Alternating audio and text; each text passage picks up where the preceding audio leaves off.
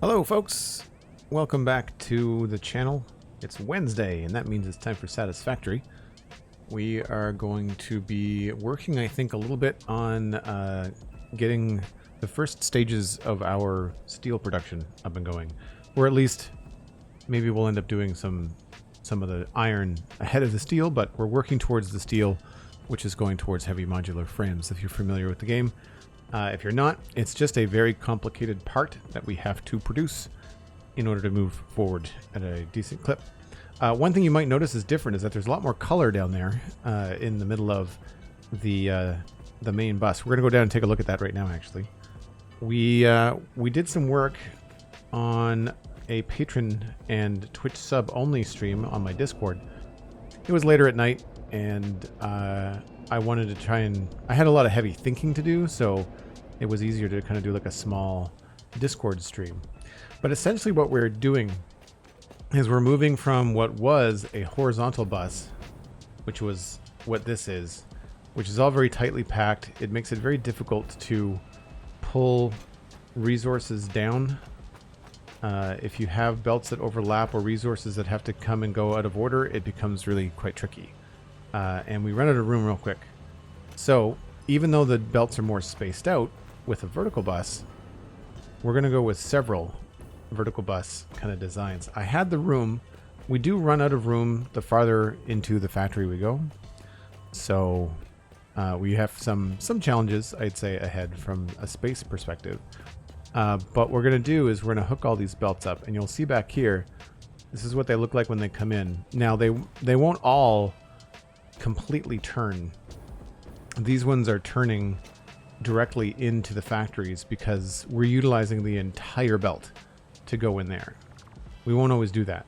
In some cases we're going to be just pulling off some, and in those cases what ends up happening is a splitter. I don't know if I have one around. I think over here.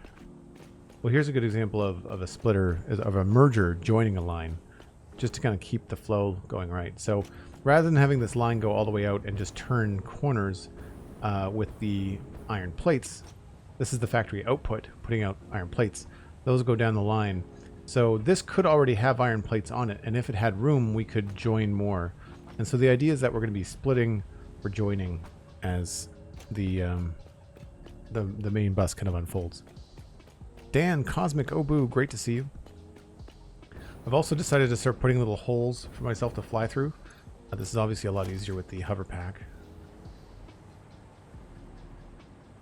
But I was worried it was going to be a little bit sparse looking.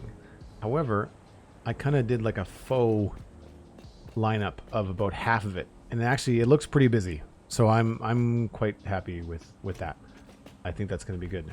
And if you remember, there is a giant rock that we had to move around, and the way that I'm getting around that is we're just pushing the material through. We're not we're going to cover the rock from a design perspective, and then from a game perspective, the belts just kind of phase through it, and you can't really see. Now it looks awful, right?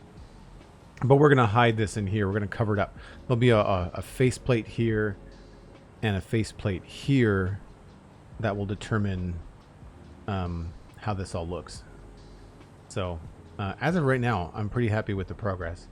What I'd like to do is start working on getting a lot of this iron being utilized. Like right now, it's just kind of sitting here because we're not making anything with it.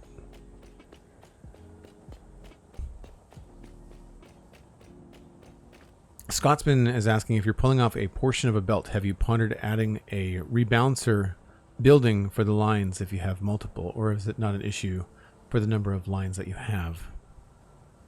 Rebalancer building. There's a rebalancer. There's a balancing bin underneath each train station, if that's what you mean.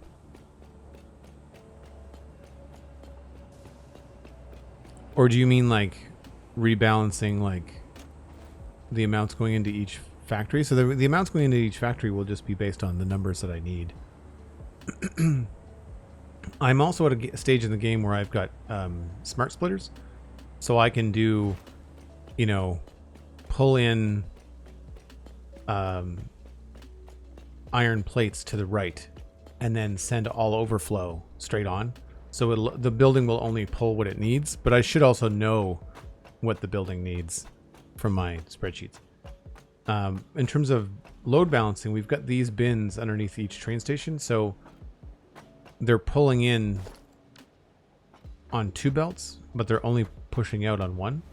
And all that does is mean that the train doesn't, the belt doesn't stop flowing when the train does its 30-second, 27-second animation.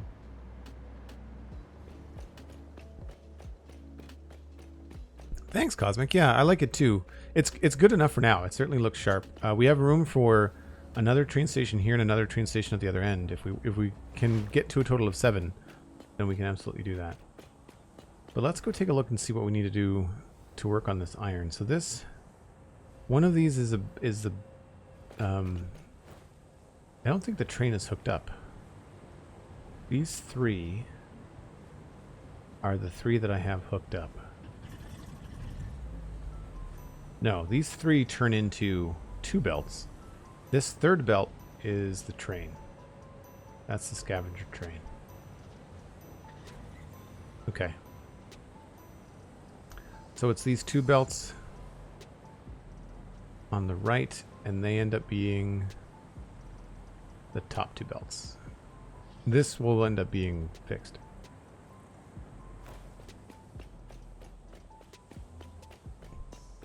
Love the addition of the purple hits. You can see from the viewing platform. Thanks. Yeah, I think what will end up happening is this will probably end up changing into a different material. And we'll probably paint it purple. I think that could look cool with the green belts behind it. That, or we'll keep this neutral and maybe we'll make these purple. I don't know. I'll figure it out. I'm also not sure if I'm going to do colored belts based on the material. It could be really cool to kind of have a bunch of colored belts. It would be easier to follow them if that was the case. And it's easy enough to repaint them if I don't like it.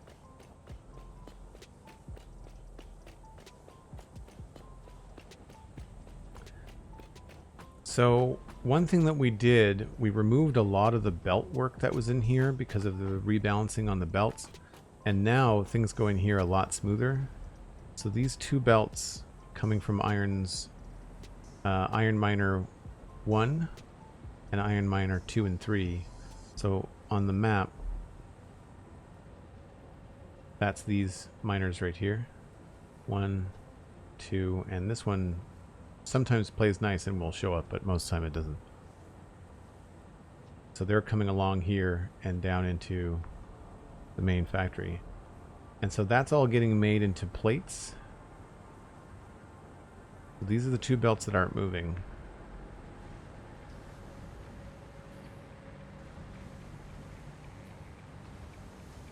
Yeah, so this is producing, if I look at my spreadsheet,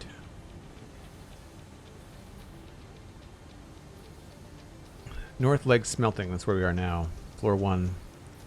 It's doing 900 ingots. 900 ingots are making 600 plates. And we don't need 600 plates. We need 15 times 40. Oh, it is 600. Okay. So 600 plates. We're just doing like part siphons here and there. So these are all getting made into reinforced iron plates. So the reinforced iron plates are currently not going into like an awesome sink or anything. That's why the whole thing is not working. Alright, well, so really what I need to look at then is the second floor. Now these are being fed, I think, by the iron coming across the bottom. So not, again, not on a train and not on the main bus. So we go to, yeah, North Leg Smelting floor 2, 3, and 4. These are heavy modular frames.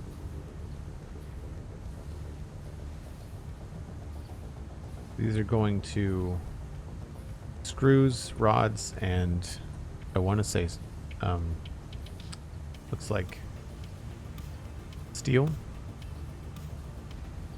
So on the heavy modular frames, yeah, smelting 2. This is going to rods. See, and here's where the overflow ingots could be put back onto the belt, the main bus. We could put these back onto the main bus for something. Or we could use them for screws.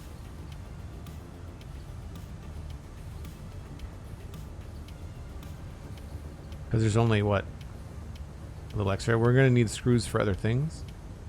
The problem with screws is that you want to try not to make too many because it just fills up your belts. So 14. That's that. This is floor 4.5 of floor 5. Make more foundries than needed. Okay. Right, so we have to make rods. And the rods are going directly to modular frames. I think the only thing we've not done is select where we're actually going to build the final modular frames. Oh, wait a minute. No. We know where we're doing the modular frames. We don't know where we're doing the heavy modular frames. I always forget that step.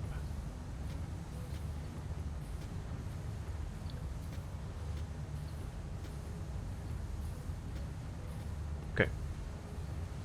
So here we are on the 2nd floor, and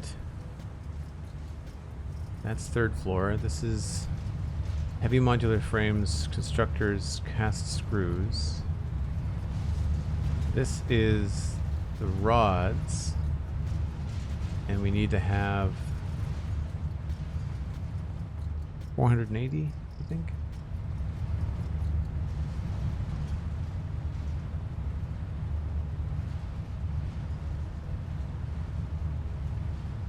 Uh, 480 rods per minute, which is 32 constructors.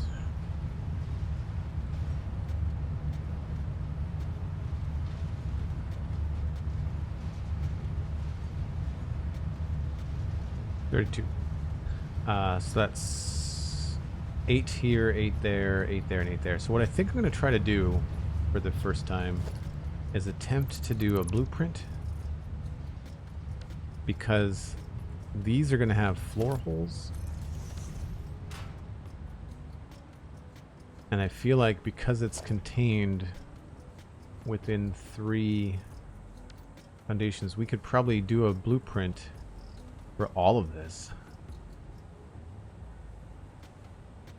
I just don't know if we can do the bottom part, because the floor holes, they tend to make the blueprints tend to be placed funny.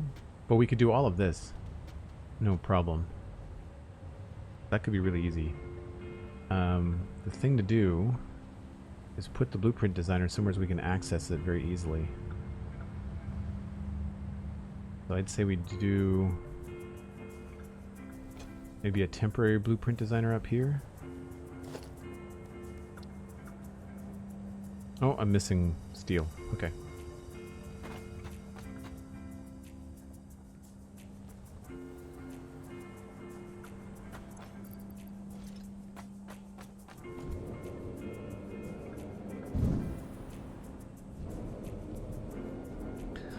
There's a lot of work that goes into heavy modular frames, it seems. Yeah, they're like the big, we're going to make you learn how to deal with complicated stuff in this game part. It's the first time you need like multiple parts of multiple parts to do something.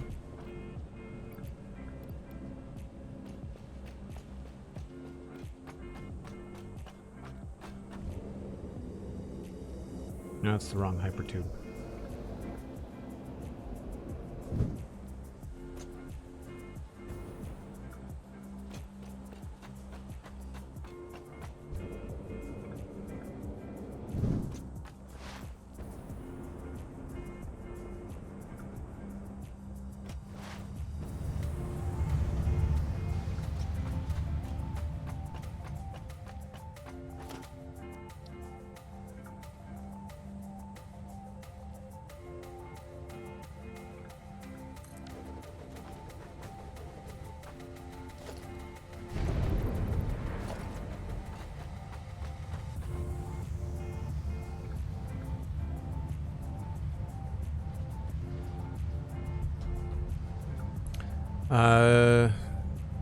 Danument, thanks for the latest Sponchucks episode, Joel. It was Dan that submitted the question about naturally occurring complementary colors, so I appreciate hearing the insights. Oh, very cool. Thanks for the email. Thanks for following up. Like, thanks for responding to that show we did about color theory and stuff. That was great. Very much appreciated. Okay, so I just need to bring some power over so I can fly around this thing unencumbered.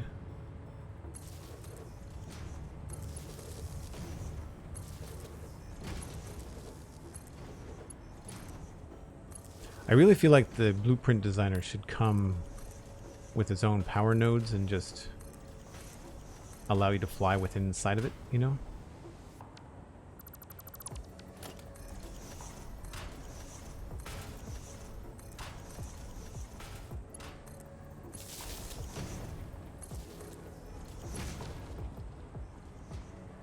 Okay, so the trick is we may have to use the foundations, and that's fine.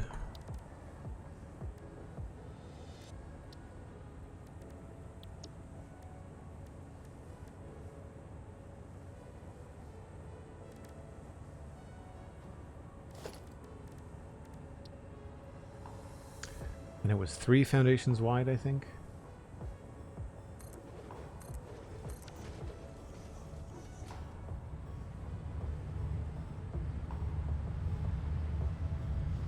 Yeah, and then the edge of this machine goes right up against the edge of the foundation. Pretty straightforward.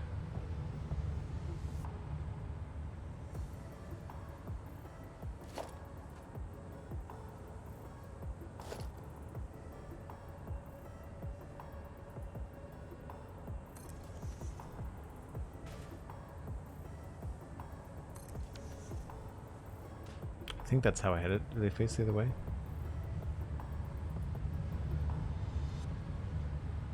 Yeah, power's on the inside.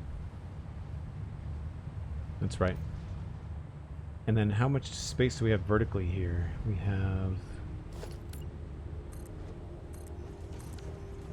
3 and then another foundation.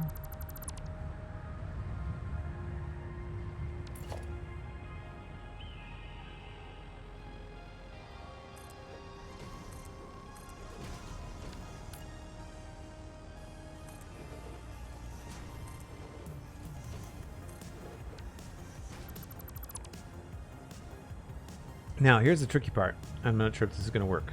So I'm going to do this as a small test. We'll do the floor holes, and they look like they are right up against the machine. And then this has an actual flip up that way.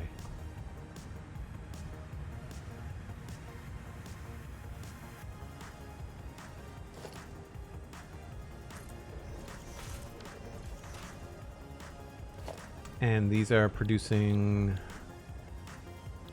rods.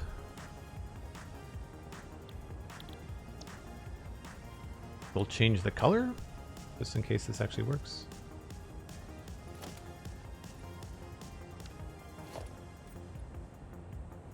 Kind of a boring color.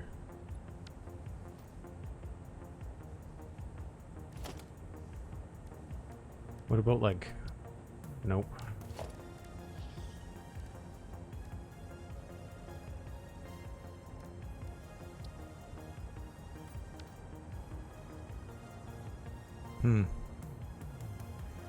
That's bad. That's fine. Not bad. Okay, so then we'll use Mark 1 lifts.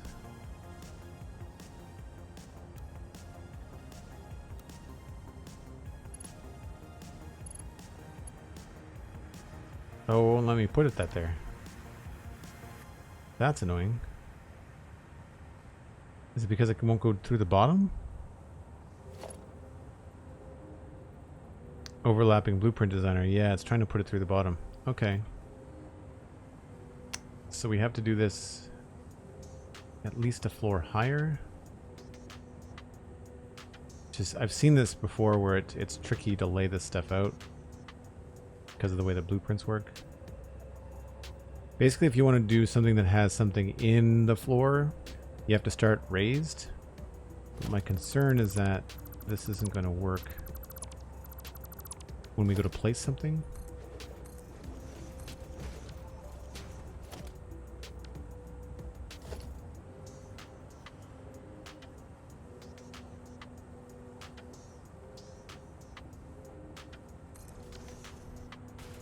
It's not right.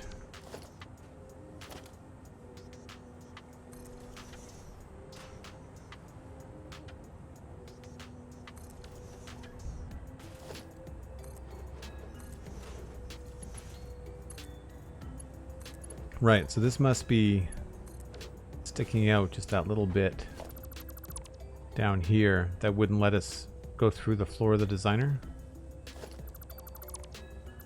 We just have to remember that this is up by a meter.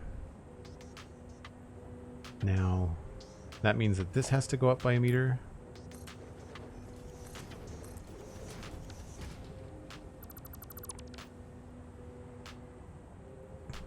And then I did a trick where I was making these come into the machine nice and tidy. I think we just have to start them on a ceiling mount, and that is on the third of the ceiling.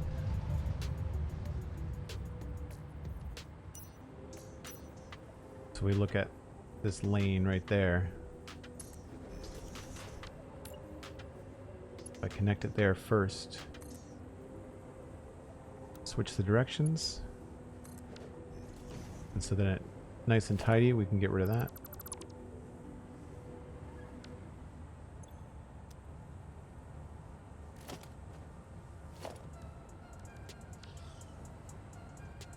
Should be the same over here.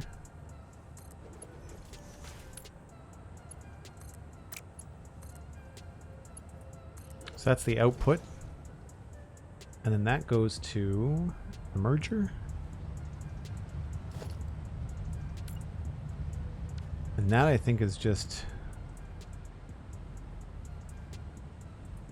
sat there. Yeah, so we just have to put that on a temporary floor. All of this was not possible before they allowed clipping.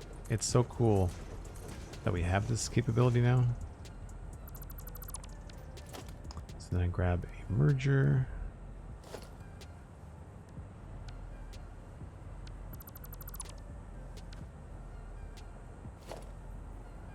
And I want them going out that way.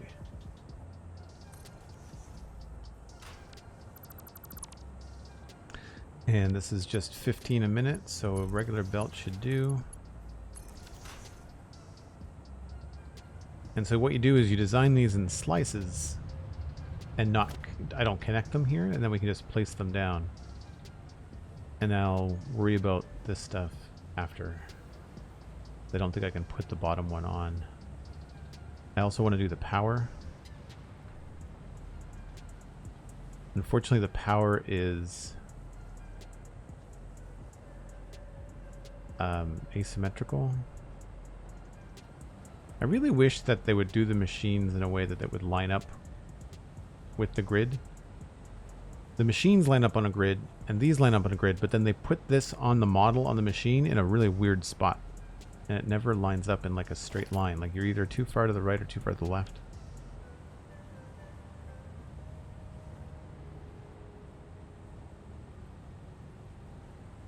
So it's that, or we don't do power, and we do power here later on. I'd rather do it in Blueprint Designer. So I've been watching what Darren plays, and the way that he handles it is he drops the floor and then puts the blueprint in once, and then after it's in once, you can snap to everything.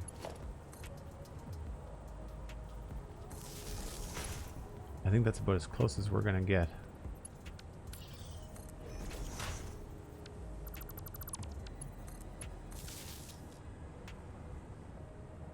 Unless that looks better. I think I prefer that one.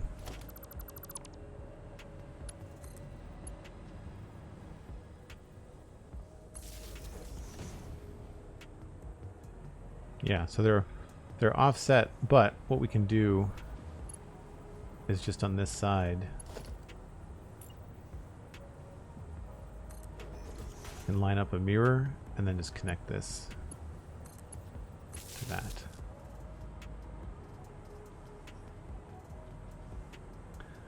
So then when we connect the power, everything should work. Now I know I can't connect down here. Oh, it is letting me connect on there. That's weird. Oh no, partially clipping blueprint. Yeah, okay. So it won't let me do that. So we'll have to belt up the bottom on our own, and that's fine. So we're going to leave these in. We're going to leave the mounts in and stuff, or the floor holes. This goes. And I guess I'll test it once and then see if it works. And if it works, then I'll paint it. We should be good. So let's test it here.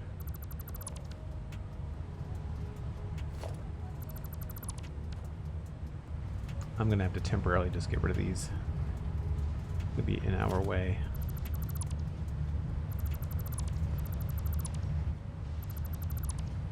We need to get rid of them anyway. Oh, didn't mean to do that. That's fine. Okay, so you can see where things get a little bit tight. So this is going to need some redesigning. But if we look at our designer,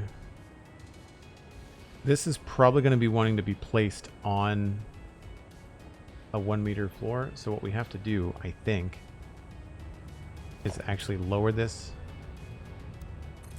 here.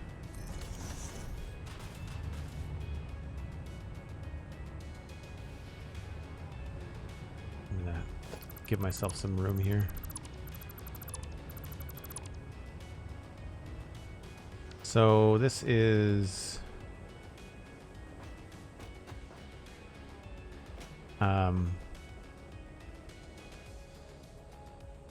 what do we want to call this? It's iron rods, but like what are we gonna call the actual name of the blueprint?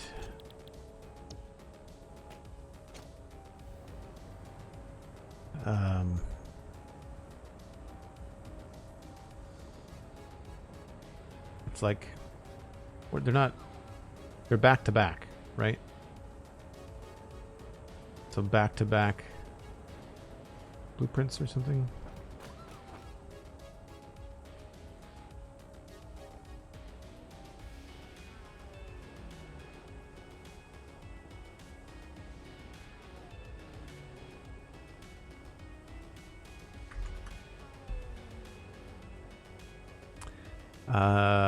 Rods back to back. Center export.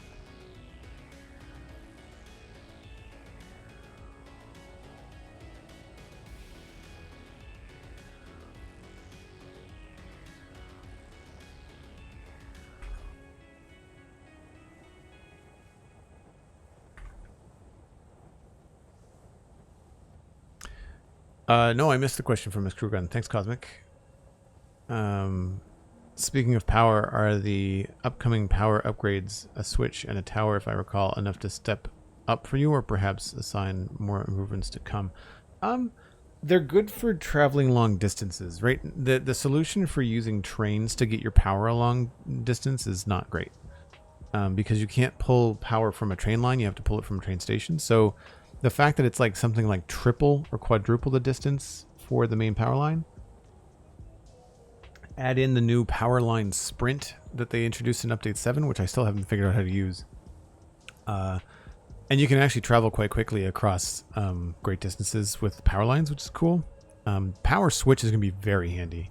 The reason why the power switch is going to be very handy is because you can turn on and off power switches or priority power switches from anywhere in the map. So even if they're not connected. So you could basically have like a central, imagine you had priority power switches on every room in Devastator. And then in the main hub in Devastator up at my control center, I had one priority power switch. I could then use that priority power switch to turn off or on any factory within the whole of Devastator. Like if I wanted to stop making aluminum to save power, I could just stop it with the flip of a switch rather than going all the way to the aluminum room and checking to see if it's running and then turning it on or off. You can just see from the priority power switch that it's running. The priority power switch is also going to help with people that have like trouble with their fuses tripping and stuff, because if the fuse attempts to trip, then what the priority power switch will do will look at your lowest priority factory and turn it off. And if it going off will get you back to manageable power settings, then it will only turn off that factory and not the whole factory. So it's like how when you old school people, when you trip a blow a fuse or trip a breaker in your house, it's going to do, instead of tripping a breaker that puts the whole house out, it's just going to trip one breaker, right? Or fuse that would break the whole house. Like there's a bunch of different stuff, but I like it. I don't know if I would like to be able to pull power from train lines, but I think this is mainly what they wanted to do. So 2 constructors back to back. Iron rod constructors back to back. Bottom fed.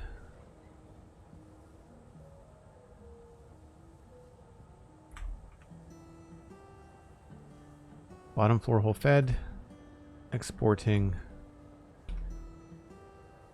over top to center.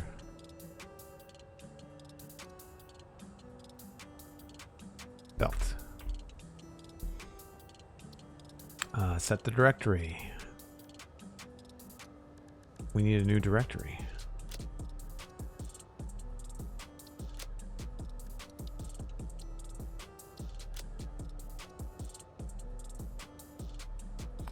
New subdirectory. Production.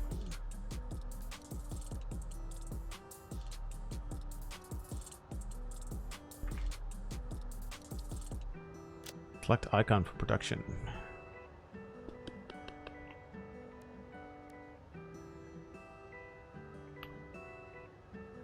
Sure.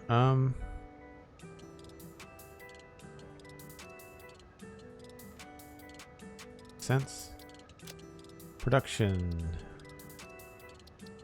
Apply. And then under production, let's put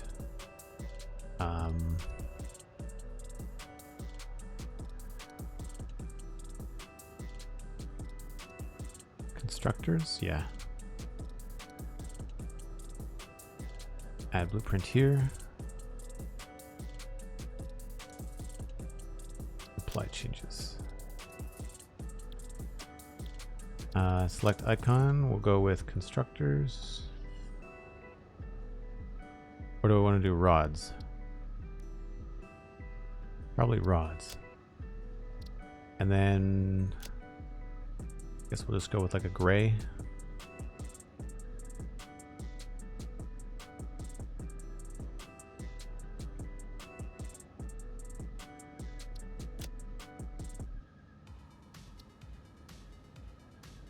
Save blueprint. Cool. So now in my blueprint designer, I now have production. Right. So now we can place this wherever we want, right? But in order for this to work, oh, I have to figure out which way that guy's exporting to. This double thing has to be on the right. Otherwise my whatchamacallit is going to be facing the wrong way, my merger. Right, so you can see here, it'll snap to this thing at the back. No problem. And so I was hoping that, yeah, so it's not going to snap to the floor here because it's looking at, there's the hitbox. I should be able to put it here though. Oh yeah, okay, so that works. I just have to line it up right. Which is hard to do when there's no light. Now weirdly, it's not taking into consideration the whole floor. Why is it putting it up a meter?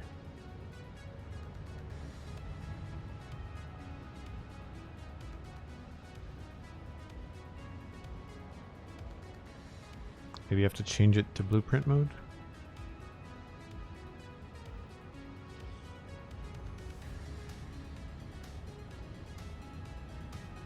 It feels like it's not as wide as it should be. You know what I mean? Like the hitbox is narrower than the foundations? That's strange. It's only giving me the hitbox for the machines. It's not giving me the hitbox for the foundations. I seem to remember this being a conversation when blueprints first came out. Yeah, why is it off center?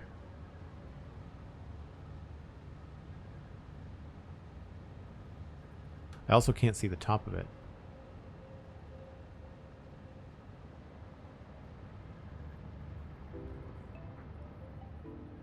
So that's the right way around. But it's not letting me put it on this.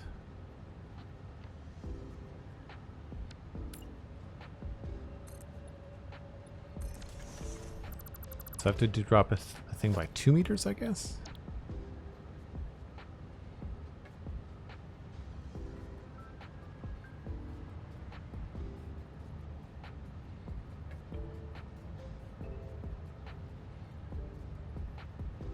That looks right.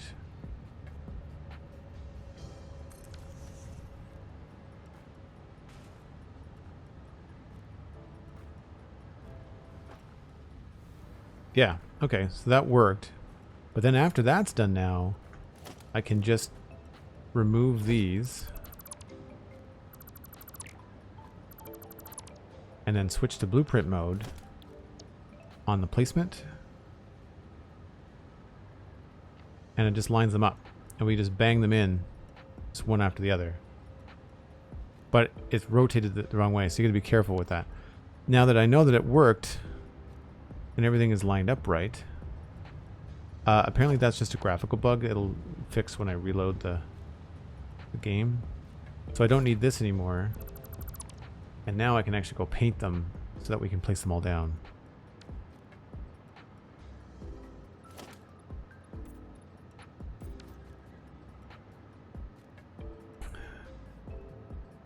I really wish there was an in-game option to turn off the day-night cycle. The day-night cycle in this game.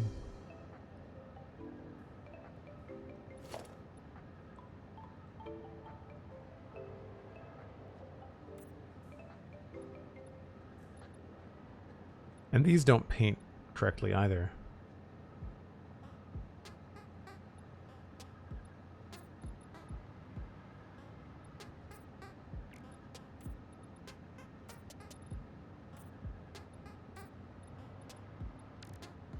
I really wish I had better forethought into the way that the swatches worked when I first made them.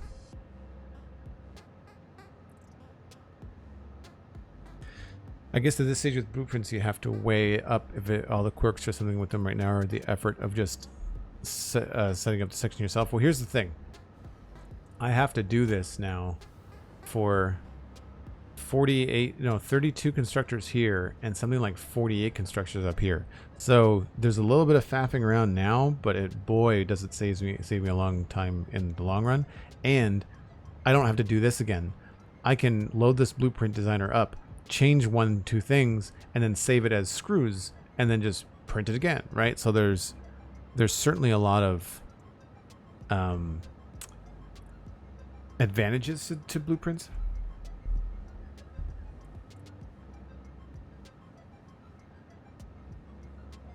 Happy, good to see you. Thanks for coming by. I guess right now I'm just kind of battling with, like, does it look cool? I think I'm going to change the floor to polished concrete, and then the color of the floor.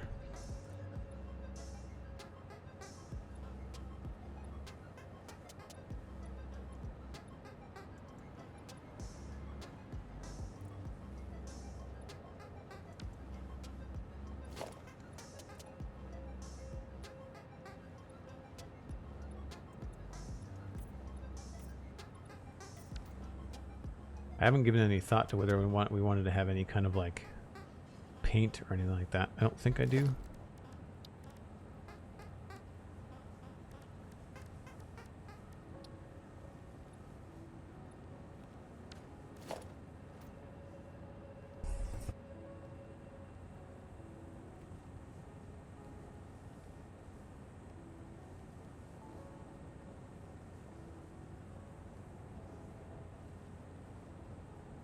Sorry, the lawn guy just started yard work right outside my studio window. I had to go shut it, which sucks because it's going to be really warm in here now. Yeah, so I think that looks okay. I don't think we need to do any... If I change my mind about the way that the floor is designed, I can always put the markers on the other pieces of floor. That's probably the way to go. I mean, everything looks orange right now because of the sunrise.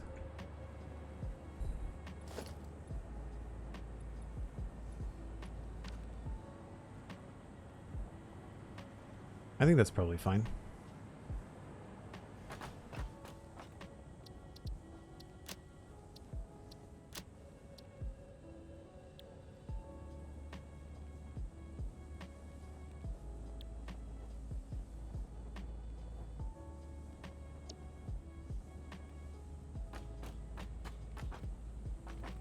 Alright, so now that this is in place, I can remove these.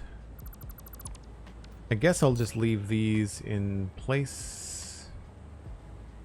Oh no, that's a different design. Never mind.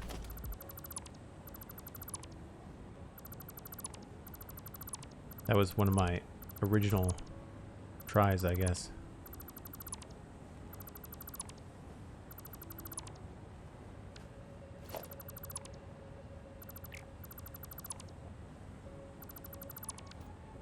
Yeah, these are close enough together. We're not going to need any floor or ceiling mounts. And I think I'm going to remove these for now.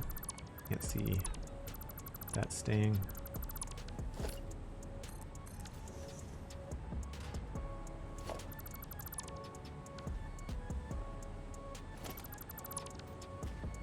So we should now just be able to load this designer in.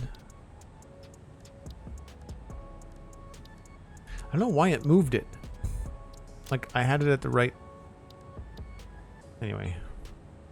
They need to change some of the UI stuff in this game drastically.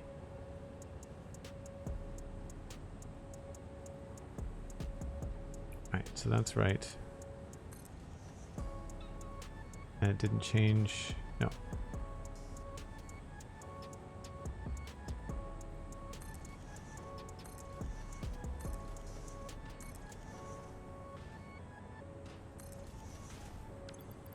Is that everything?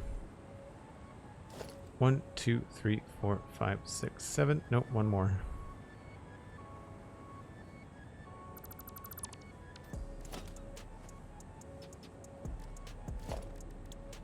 They also need a hotkey for these.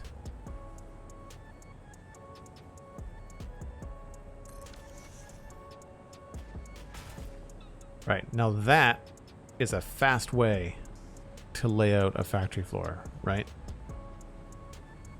The only thing that's not painted is the end one that I tested.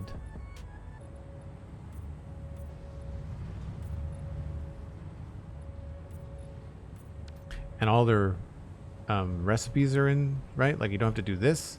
Like, there's a lot of tedium that blueprints absolutely take care of, right? Plus, that looks really cool. Again, this will disappear when I save and reload the game. Oh, and it looks like I didn't change this either. That was, again, the test one that we did. And I think we did... Yeah.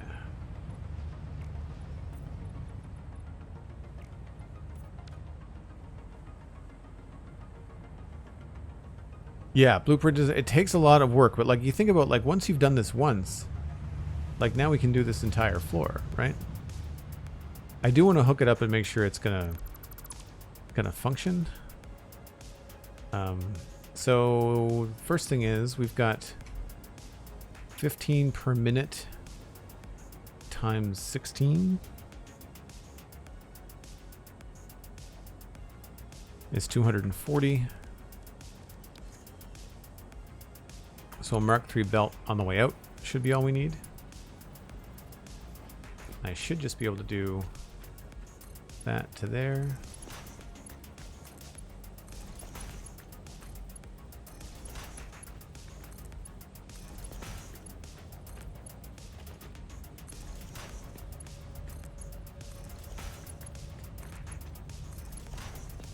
Now the only issue with having the belt up there is, of course, you can't see what's on them because rods are really short.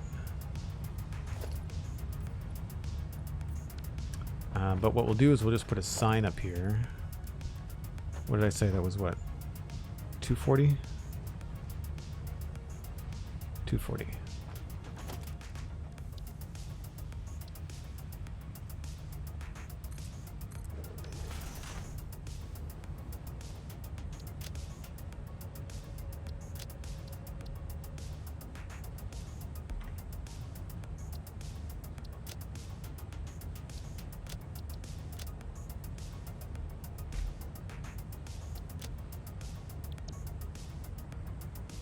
Alright, so that we know that's our 240 coming out that way. Now, the cool thing is where we're taking it is down to the main bus, which means we just basically have to get it to the wall and find a space we can either take it down outside or inside.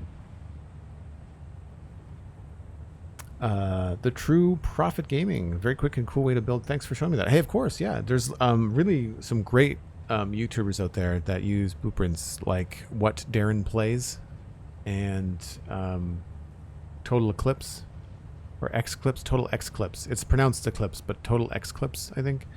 If you look up Total X-Clips, then you'll see some of their tutorials. Actually, Total Eclipse has got a video on YouTube about like the 30 blueprints that you totally need in Satisfactory or something. I watched it a while ago, but I need to rewatch it. Thank you, Cosmic, for the links in chat. Much appreciated. Sorry, McScrewgunn, for missing your message earlier and your question. Hopefully, I answered it. You Prophet, you watch him? Cool. Right on.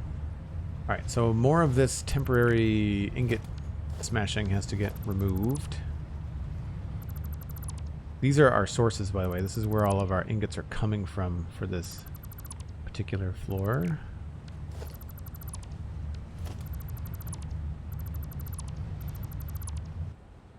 How's our inventory doing?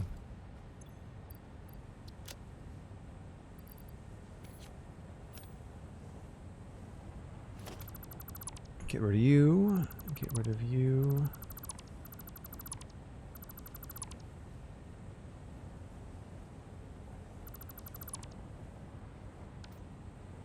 Right, so this is where I was deciding how to feed them, because they're all going to be fed on the ceiling down here. It's a little tight, but this is because I'm fixing up a factory floor that I had previously not designed to do this. This is our template. Well, and I had thought about putting down a walkway down there, I guess. Leaving it open.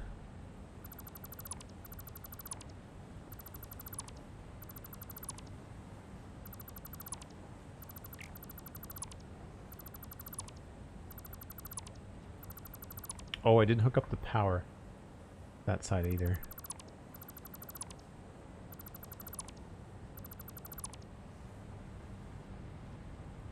I think we can get rid of that.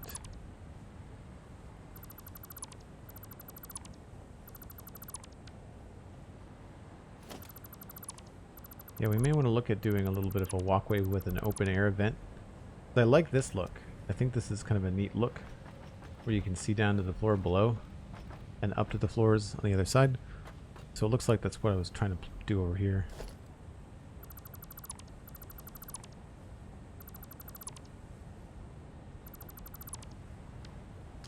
So we had to go down 2 foundations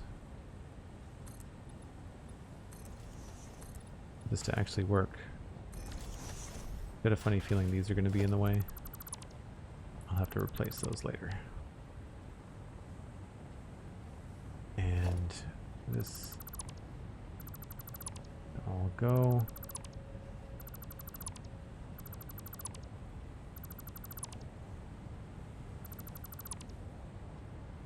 This may still clip through that. We'll see. Where are these coming from?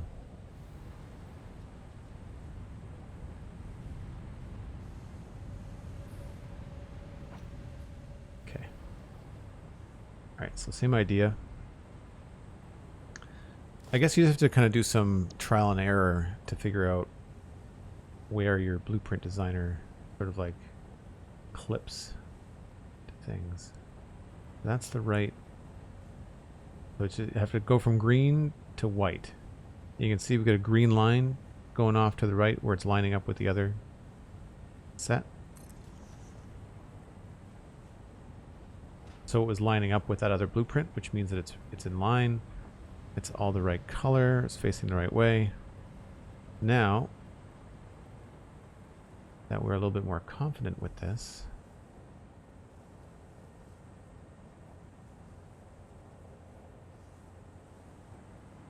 make sure that the chords are on the right side. 3, 4, 5, 6, 7, 8.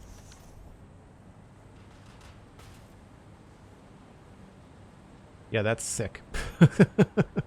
Having done this the old-fashioned way in this game for years, yeah, I'm on board. Remember the Metroplex build? That's how this went. This went super fast. Although I'm also realizing now, I was planning on doing the same thing with this. Oh no, look, I guess I wasn't going to go underneath. Here we've got them set up so that they're bottom fed, but here we're going to have to do the opposite. They're going to have to be fed on the floor because we don't have the room. We don't have the ceiling space. Eventually, when I get into designing these other buildings over there are going to have logistics floors, which is just like a 2-meter space that's just nothing but belts. Stream is in an hour. Well, I'll do the break now because we'll still have lots of daylight when I come back then. Thanks, Cosmic. So I guess what I can do is I can change this to-do list here, and we'll say layout iron rods.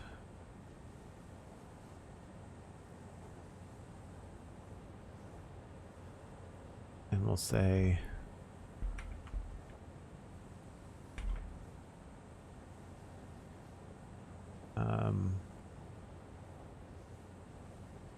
source and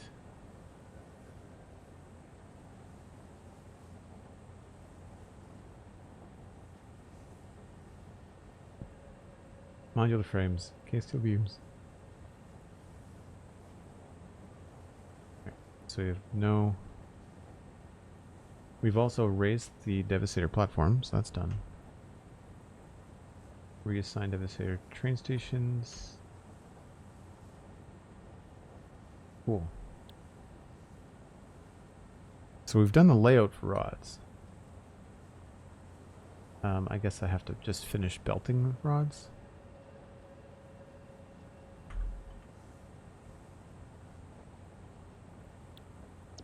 Cool. Alright, we're going to find the brake train, and I'll send you on a little bit of a tour around where we've got some tracks. If you're new to the channel, I take a break once an hour. It's about that time now. Thanks for the reminder, Cosmic. Because of the way that the daylight works in this game, normally I take a break whenever it gets dark, but when I started the game today, we were like at the middle of the day, so there really wasn't anything I could do.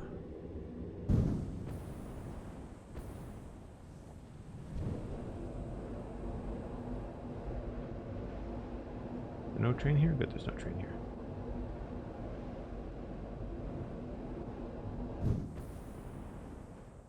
I'll just make one.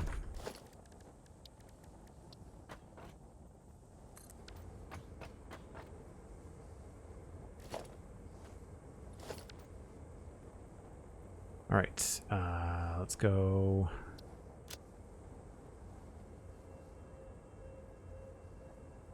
Megatron and Constructicon 2. Cool. Enjoy the break train, folks. I'll be back in about 5 or 6 minutes.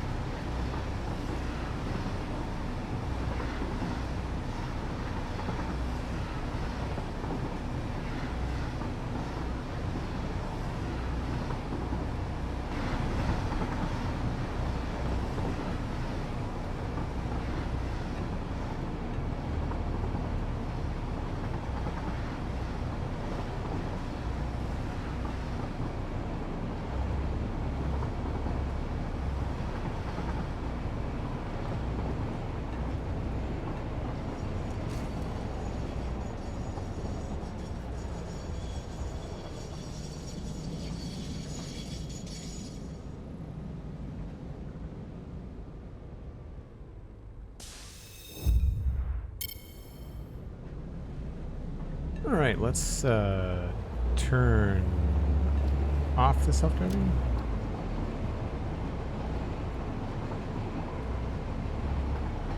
Thanks for the welcome back. We'll just go straight back to the Devastator station.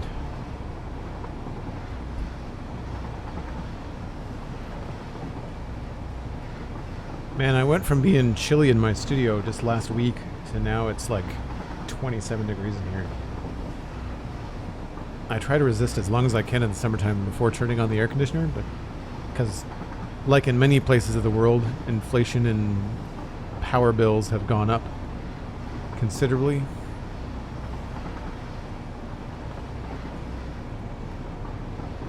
I'm not in like a dire position, but it's I just don't like giving giant corporations more than they need, or more than I absolutely have to.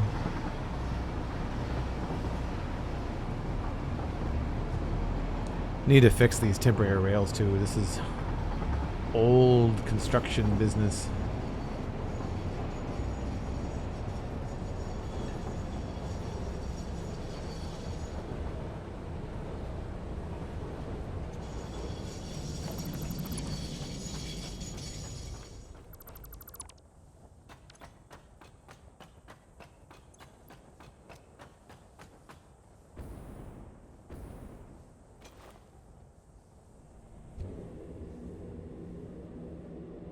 And we are on the left side.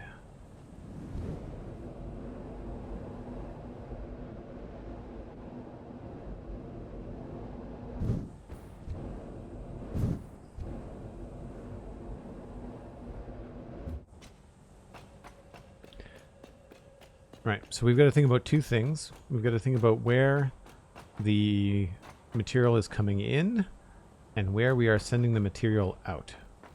But we've now got 32 constructors times 15 is 480. So that's a single belt, which means that we can connect these guys to one single belt. And we're probably going to do that right here.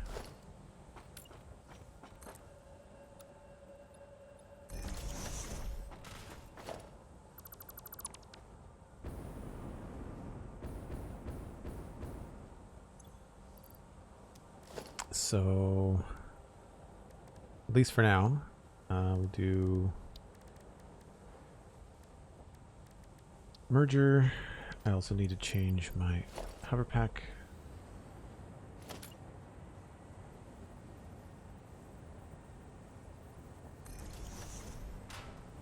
Nope, too far forward.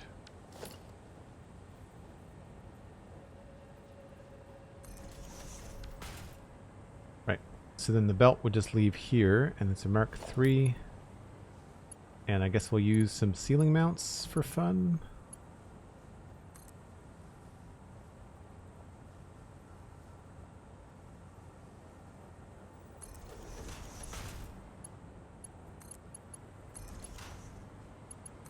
So these just pop up automatically whenever you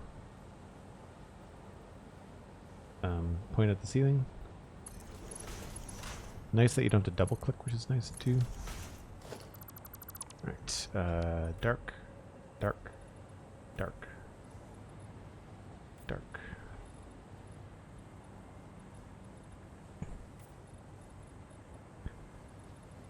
These little in-between belts.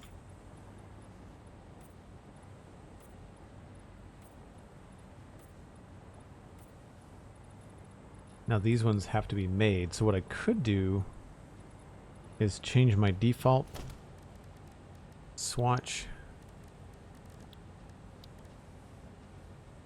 So we're doing, is this one standard, and then I think everything I build belt wise will come out that color.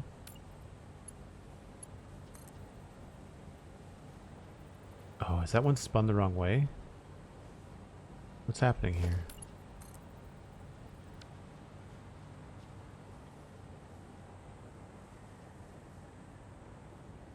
Did it do it did the thing.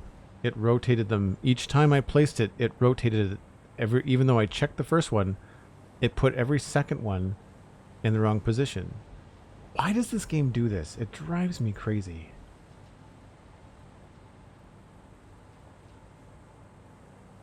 right? So export is the little bracket.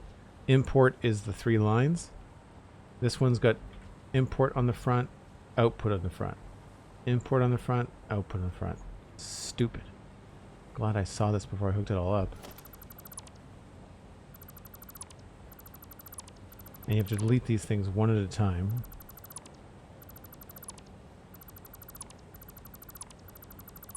So here's where blueprints don't save you time, is because Satisfactory thinks that you want to rotate something without asking you.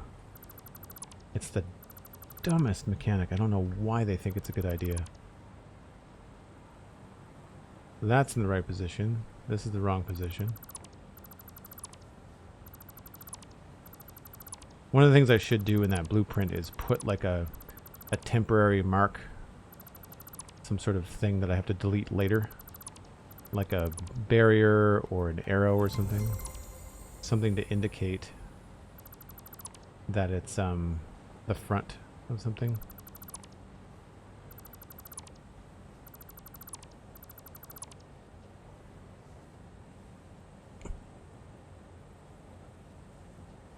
It's Bits coming with the raid. Thanks very much. Fly out to where people can see what's going on.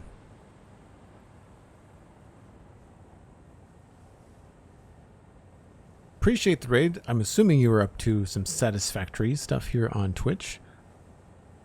Thanks so much for bringing over your viewers. Gouda, yeah, my Nightbot will delete multiple spammed emotes, if that's the case. Ooh, Automod is hating the emote spam. Yep. Yeah, just makes it easier to read. I do a lot of Minecraft streaming, and sometimes if you have too many emotes, then the young folks just go a little bit ham with it. Kazakus, hello, welcome in. But yes, it's Bits. Thanks very much for the kind raid. Very much appreciated. For folks that are new, my name is Joel Duggan. I do content streaming and podcasting full time. I do the Spawn Chunks podcast about Minecraft with PixelRevs and the Citadel Cafe podcast about sci-fi and fantasy entertainment. I stream Minecraft, Satisfactory, and Lego. Build Lego live on Fridays. We are in the middle of Devastator, which is a growing factory that is based off of the 1980s Transformer. That's Megatron. I want Devastator. 1980s Transformer Devastator. So that's why all the green and purple everywhere. I'll get up somewhere a little bit higher. We can see what's going on. And we are currently trying to hook up the early stages of heavy modular frames. We're doing the rods right now. We've got a lot of stuff coming in via train, which is good. We're in the Rocky Desert, if you haven't figured that out. So we've got a lot of stuff coming in with different resources over there. And then this is essentially what we're building towards.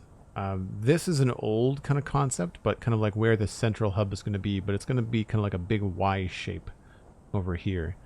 And then we've got the north leg and the south leg. And if I bring up like a big picture of Devastator, that's a little one. You can sort of see the shape language we're using. We've got like his thighs are these big kind of triple beam sort of situations. And that's kind of the inspiration I was using for these two parts of the factory. And this is what you'd expect. This is the early stages. So like this is all smelting for iron, and then this is all smelting for copper and like constructors for like wire and things like that. And then our main bus is being expanded at present. It was this kind of flat, multi-stacked kind of belt in a tight kind of arrangement. And now we're moving to something that's more spaced out and will allow us to pull and push different things vertically. So that's kind of where we are. I might have missed a message, Bits. I know you were playing Satisfactory. What were you up to? What were you building?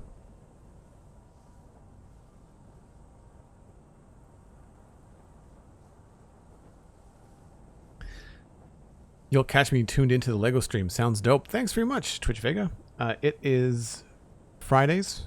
I stream every day at the same time, 1 o'clock Atlantic. That's UTC -3. I know that some of you are probably used to a British time zone. So it's UTC -3 is my time zone. And so Friday at 1 o'clock Atlantic, we'll be doing the next phase of the Princess Leia Bouche helmet. I think it's Bouche. I think that's how you pronounce it. Yeah. That's what we're up to.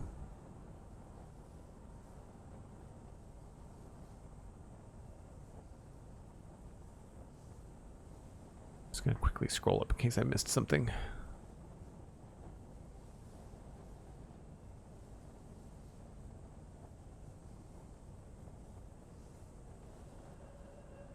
Nope, I think we're good.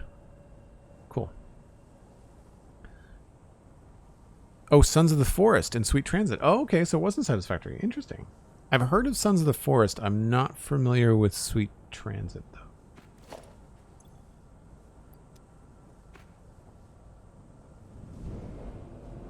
So we were in the middle of cleaning up a blueprint mistake. This game, for some reason, with splitters and mergers, with blueprints, it likes to auto-rotate when you don't want to auto-rotate. So now every second one of these things we have to delete and replace because I couldn't tell which way it was facing. I thought the game was listening to me.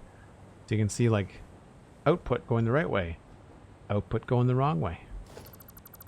So I have to delete each one of these sections and then replace it. It's really frustrating. It worked okay the first time, which is why I was confused as to why it didn't work this time.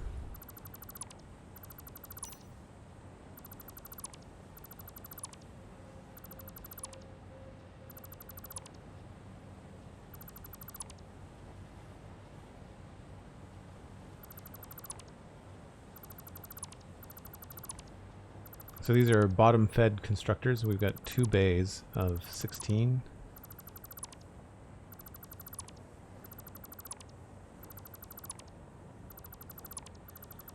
I really hope a lot of this stuff gets fixed in update 8.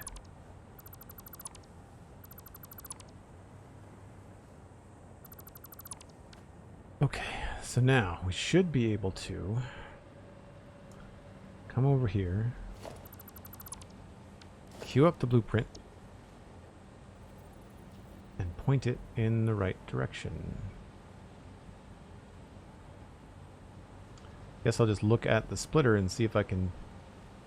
Yeah, that's going the right way. Not the splitter, rather, the merger. See, now it's not rotating. Now it's making a liar out of me.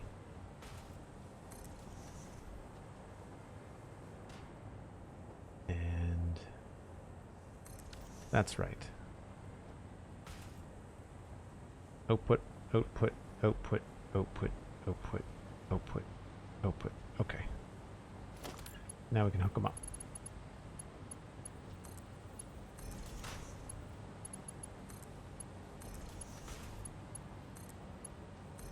I wish that when you were flying in here with the flashlight on, that your flashlight wouldn't reflect off your hologram. I find it strange that the hologram actually gets reflections. Okay, there we go. That's the output.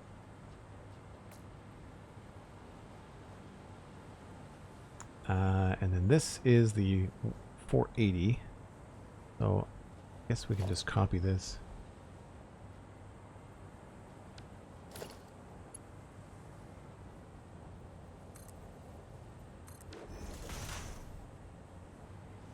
For now, I'm probably going to remove these signs for something better down the line, but for now, it's going to help us keep it all straight.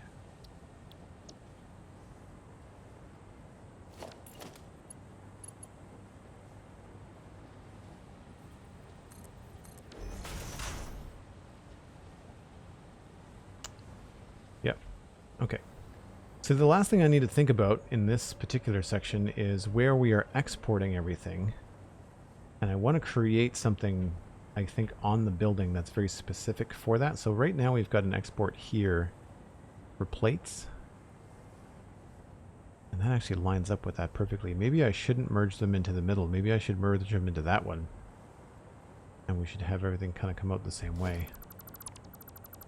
So that's a potential thing. We also don't have to have it happen on the outside of the building. We can have it on the inside too. I wonder if they didn't lock the directionality of splitters and mergers to the directionality of the blueprint. Maybe it was an oversight with getting fixed with an upcoming patch. No, it's like it happens with just regular splitters. It's like, see how this is facing? Let's put the orange arrow on the left, right? Immediately, if I want to put it up on top of it, chances are I would want another splitter with the orange arrow on the left. It's not on the left. It's rotated by 90 degrees. Placed again. It's 90 degrees to the other side. So now we've got, you know, input here, and input there. That's not what I want. What I want is to have this be the same all the way up. And it does it after you do it once. But if you're only building two, it automatically rotates them funny. Yeah, it is weird.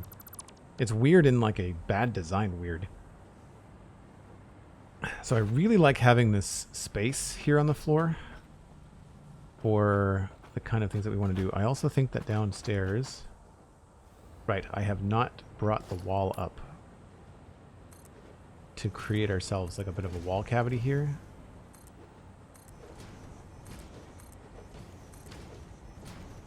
Where does that line up upstairs? Okay, so I have done it up here. Okay, good. So we could create something here on the outside of the building. I think it would be nice to see stuff kind of coming down outside the building. Gives the building some movement, some function here and there.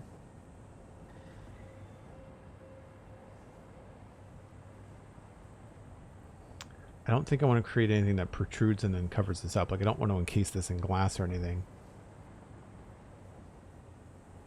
So that's where rods are going to go. And where are rods actually heading? They're going to modular frames. So they basically have to go back onto the bus. Let me just look to see where modular frames are.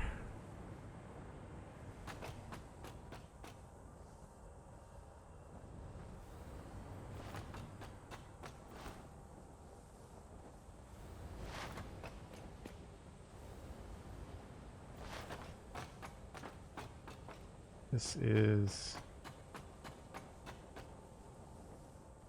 Did I not save all this? What's this? This is beams.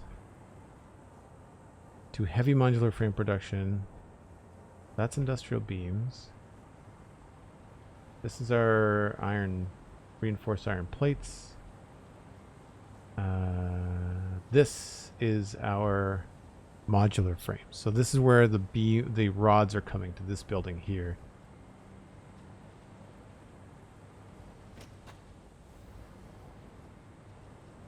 Yeah, we'll bring it down onto the main bus and do something along here. And actually, it looks like we've got a spot available, so we'll just do that. It's 480.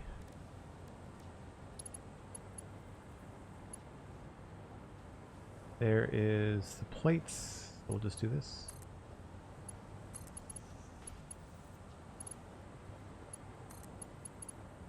Oh, this isn't set up right. Ooh, that's tricky. How are we going to handle that?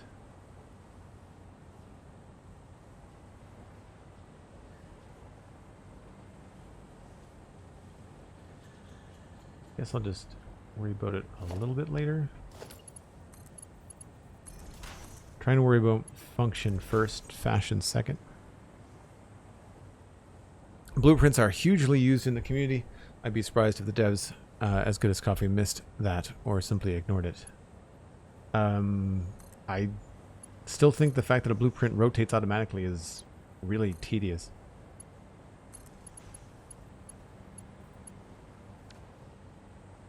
Okay, so then we have to get this in the building, and we did not leave a lot of room, so this is probably going to have to go up over that way. This was cable at one point because we were temporarily making crystal oscillators, so I can reroute that to be prettier later.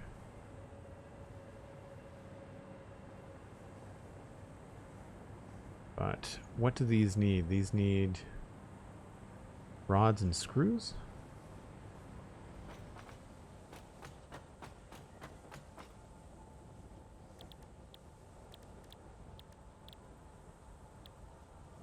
No, rods and plates. Yeah, we're not doing screws. We're doing plates. So the plates are coming up from below. So we're ready to do this as soon as we get... Yeah, there's the plates there. Right, okay. Plates are ready. We just have to get that stuff. Okay. Oh, that's not the way out. Where is the way out? I built this, I should know.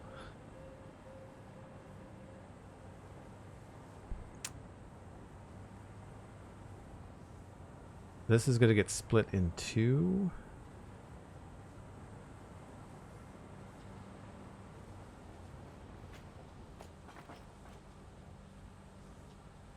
That can happen in the wall, that's fine. Let's aim at that for now.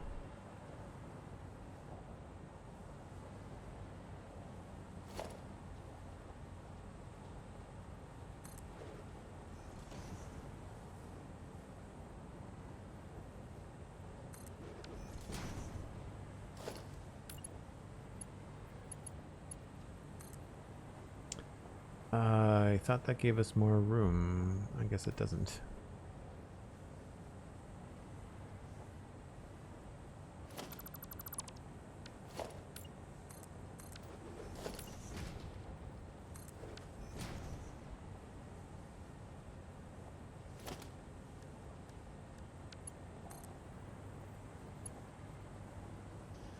Is that how they look over here? That seems awful tight. Yeah. I thought I had spaced these out better, but I guess I didn't.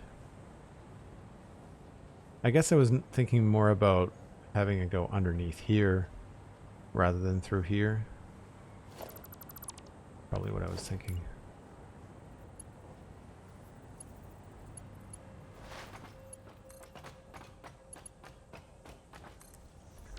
You're already a Mark IV.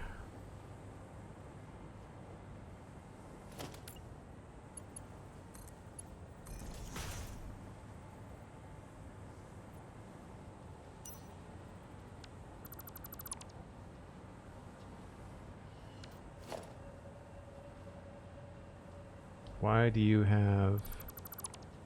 I guess there must have been cable on the machine.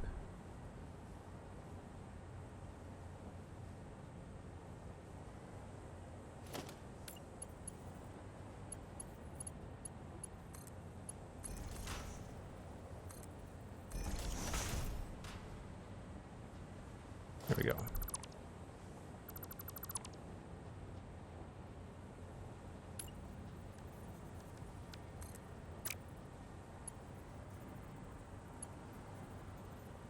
That's a 4.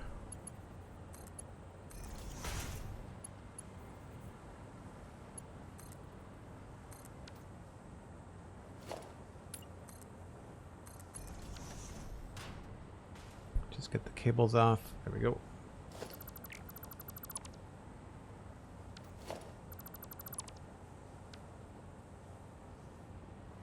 Oh, I see what you mean. I Twitch Vega. Yeah. Yeah, I agree. For the most part, I mean, I enjoy many aspects of the game. Alright, so that is all hooked up. So now we just have to think about where the export for the rods is going to be.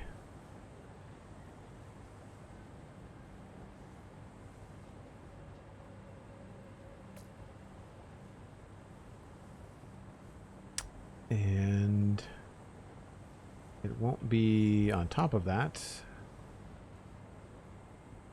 We are also making screws in here, I think, which may or may not be a good idea.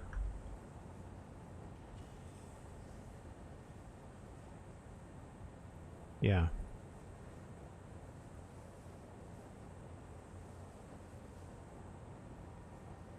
$2,400 screws. That's 4 belts. We might not take that on the main bus. It may not be the good thing to do.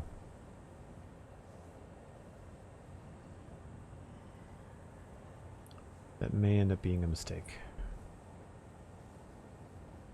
That's 4 more belts that are coming off of the 3rd floor.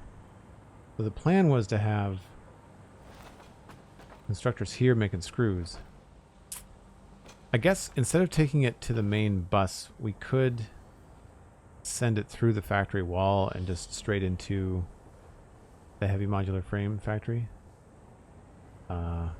It would be cooler if we could run it on the main bus.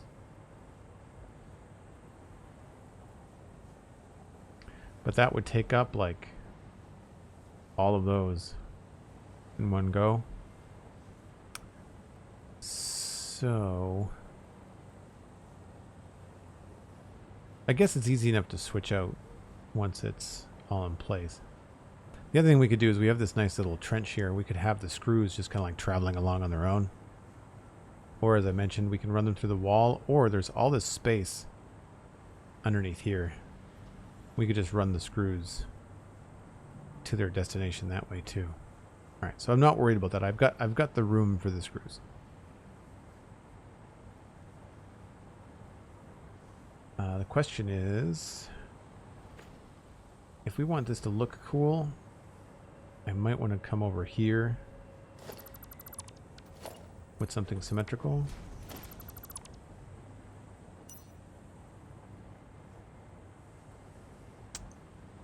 I can't line that up directly. Or I could come out straight up there and move this one, because this is not permanent.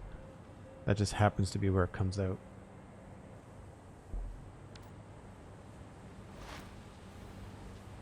I guess it doesn't really matter. This is going to look the coolest.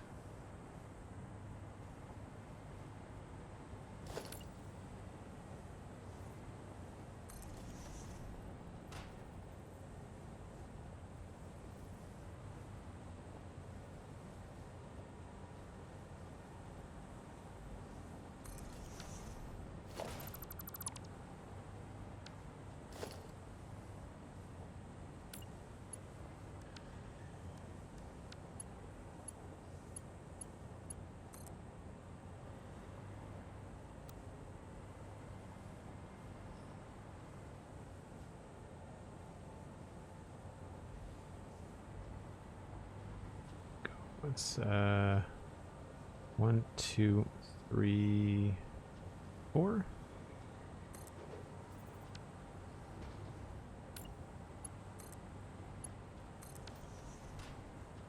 Nailed it. Okay.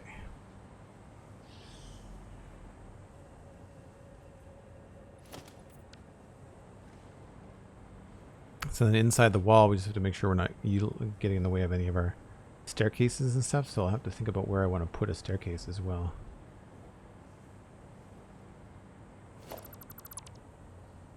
Well, that was a good guess. Liking it. This is actually going to come through over here, which is good because it gets out of the way of the window. And I guess what we'll do... Yeah, I would prefer to have the windows there.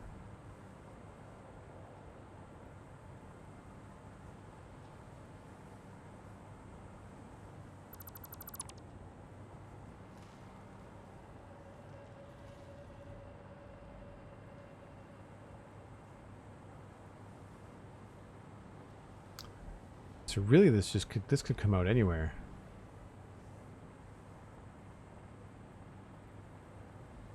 Alright, well we'll just belt it up like this for now. It's going to be up here.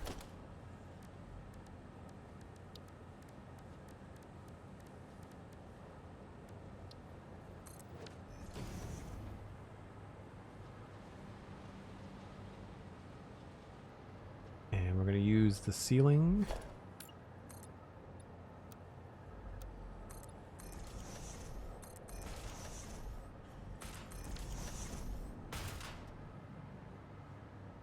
So yeah, instead of that, I think we'll just send it out to a merger here instead.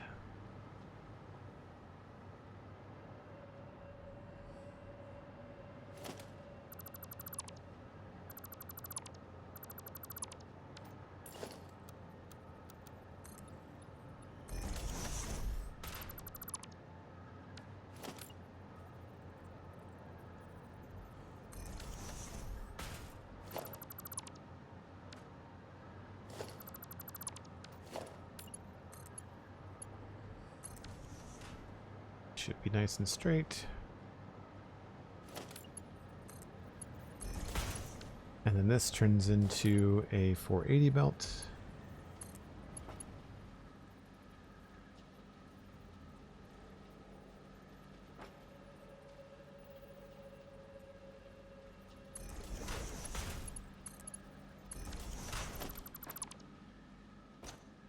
There we go.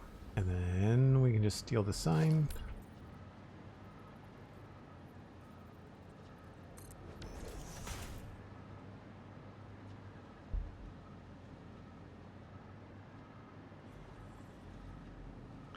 And this is going to heavy frames.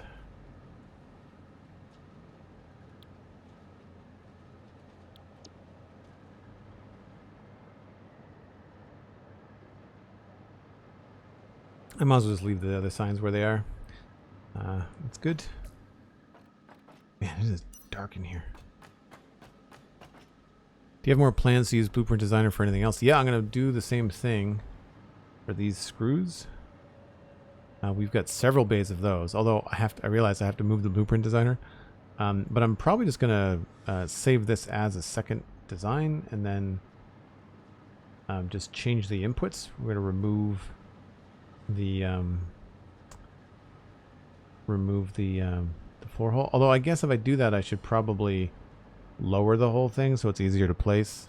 That could be worth it.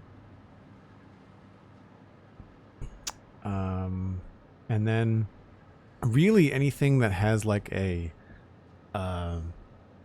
refinery where you've got like liquids and solid stuff on belts, those are cool to blueprint. And I wouldn't necessarily do like two machines. I would just do like one machine, you know, like even just having one machine with all of its attachments, that completely saves you some time.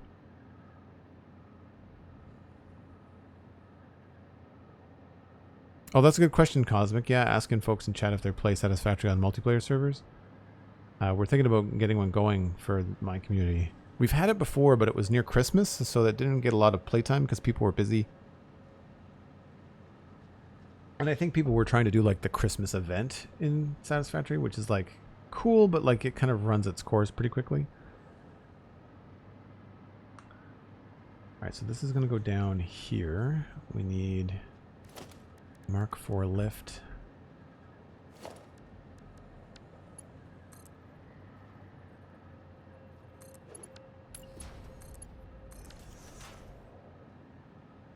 So that's the screw. No, rods are export. So I can do checkbox. Done.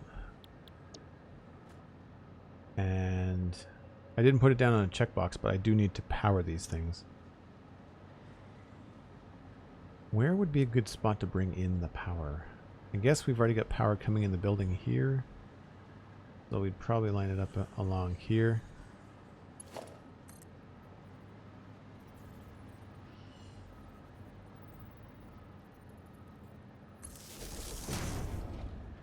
That is not a straight line.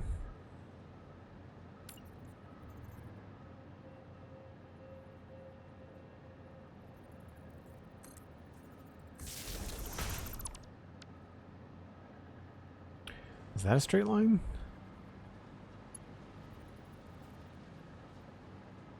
Yes.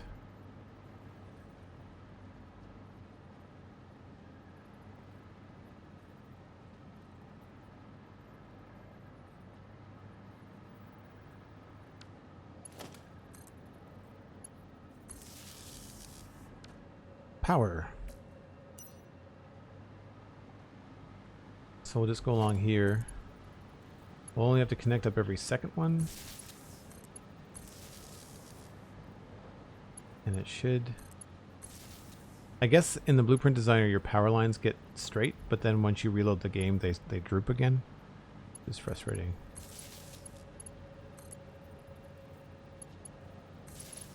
I wish we could do... wish there was more power management in the game. More power options. If you want to have the droopy wires, allow you to have the droopy wires, but if you don't want them, give people options to not have them.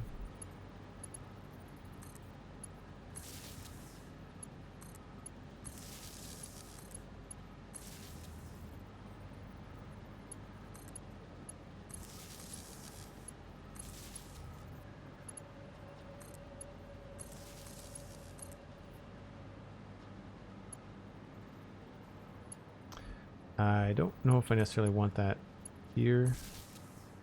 No, let's connect that at the back.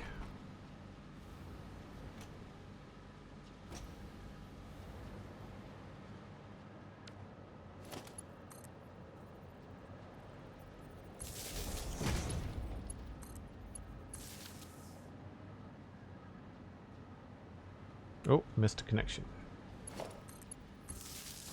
There we go. No red lights. Good stuff.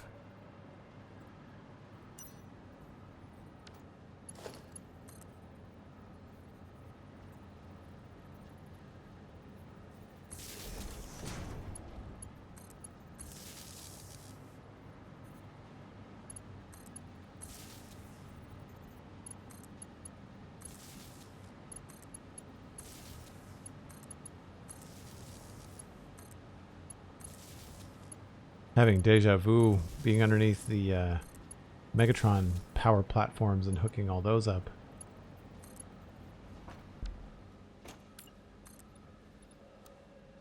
Oh, I think I wanted this to be an open floor, didn't I? Alright, well, we'll do it like this for now. And then I'll change how I wanted to do this.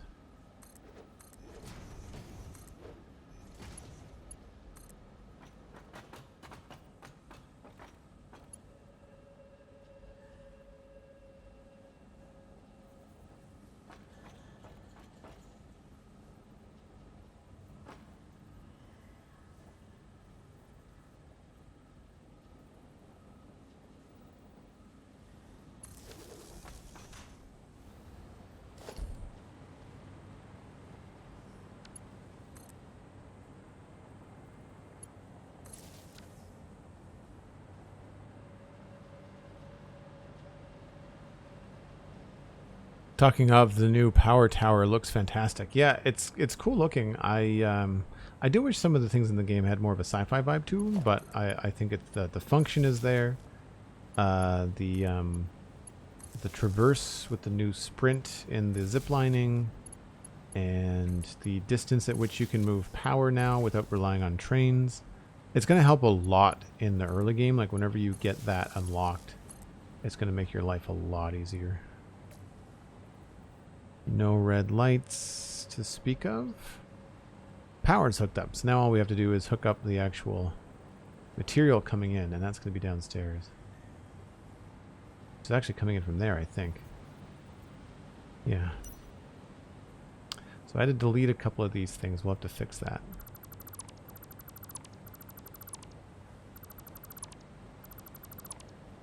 Yeah, it looks like I'm missing a couple of splitters. So what do we need here? Check the sheet.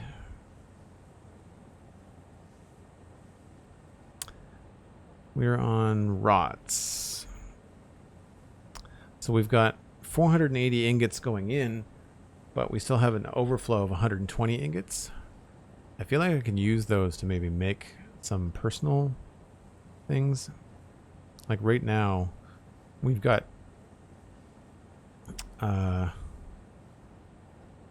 another situation, I think, over here. Where am I pulling stuff from? Yeah, so currently we're pulling from the plate production to make our own screws and plates and rods. But we could totally do that with the 120 coming off of this particular space. That could be a good thing to do there. But I don't have to worry about that right now. I just have to send it somewhere. Thankfully, all those temporary rods are right below us, temporary screws. So, yeah, we're 600 in, but we only need 480. And that is what this is doing. So this is, I want to say 10 smelters. Yep, 10, 20 smelters, 20 times 30, 600. And so that's what this is here.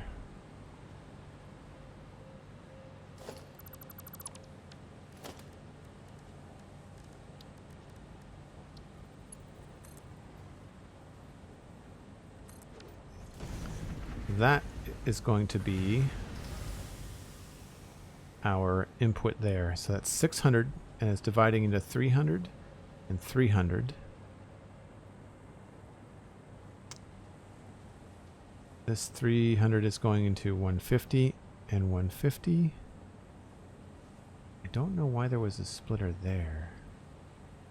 Oh, because that was the first hookup. I see. So then this goes all the way over there and does the same thing. Okay, that's pretty straightforward.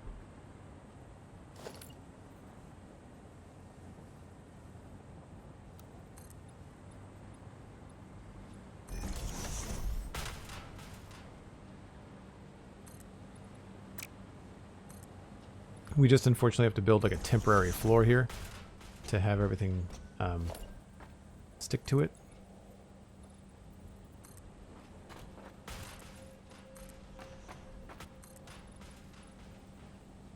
And then we can change it later.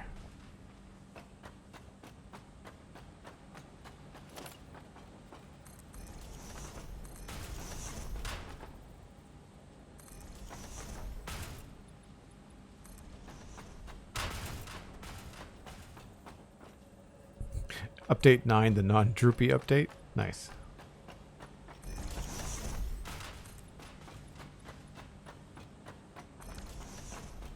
Alright, so this is what I mean when I say logistics floor, although we're not going to do this. I don't think, although it doesn't look terrible, I don't think I want the ceiling to come down like that. It wouldn't be a bad idea, but I kind of like the look of all these belts and stuff in this particular section of the factory. I'm trying to do my best not to redo things as we revisit this build. And I had the idea of changing these to be up in the ceiling too. Alright, so this is going to switch. We're going to put a splitter here.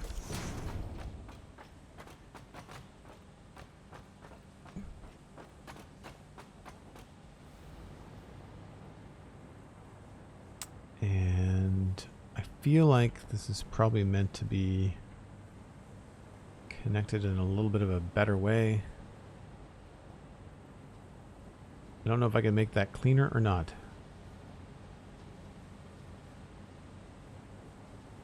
If I move this here,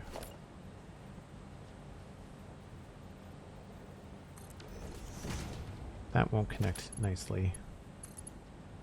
What if I turn this?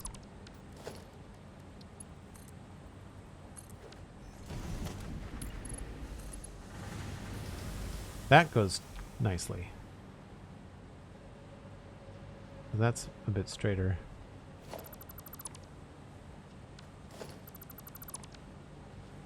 So this will be 600 into here. And then we'll have 2 belts of 300. And this belt of 300 will feed the first row, 2 rows of machines, and then this one will go along to this one here. Everybody follow?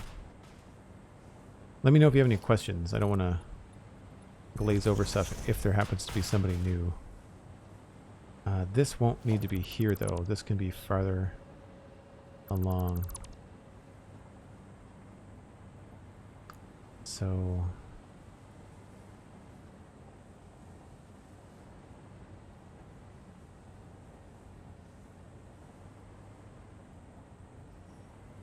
that's a 300 line. 150, 150. This doesn't need to be here either.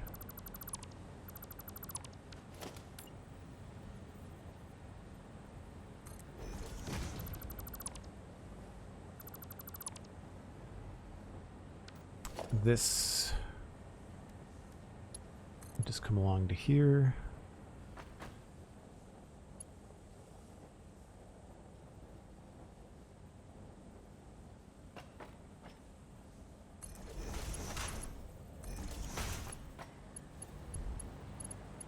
This one will go straight in there. And then 300.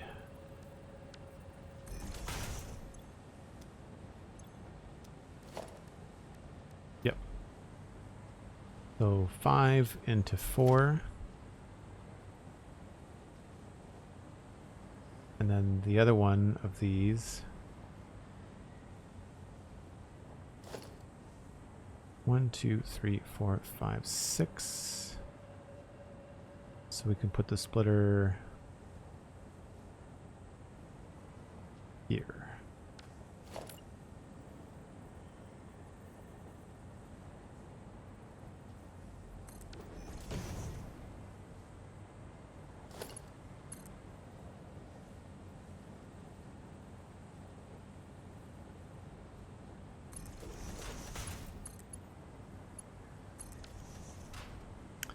There's our 2 lines of 300. And then this guy will line up with a splitter here. And a splitter on the side. Oops.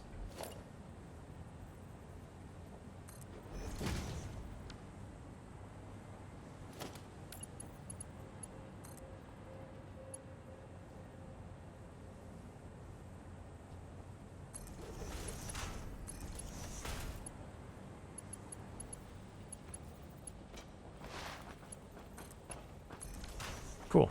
So that is the initial belt stuff fed. Then we just have to do each individual machine. And it's probably going to be easiest to do this from outside to in. Is having the logistics floor for function or fashion or both? Oh, absolutely function. And this is like crammed in. I remember doing this. I did this on the Metroplex build, but they're way easier when you've got 2 floors, like when you've got 2 stories. It's so much easier because you can jump over belts. You can run the power very clearly. Like all that kind of stuff becomes a lot easier. Right now we're just running this stuff in a crammed space. Now here I do have the option, like if I want to, I could just delete this, right? So I don't have to have this here, and we could see all this belt work, or I could also sort of make it look like it's supported by having a bunch of busy stuff up there. But I'm not sure about that. It all depends on what I want this to look like, kind of like when you come in the door. If it was easier to do lights, I would do that. Yeah, you can see where a full 2 meter or 2 floor foundation, or 8 meters instead of 4, would be preferable.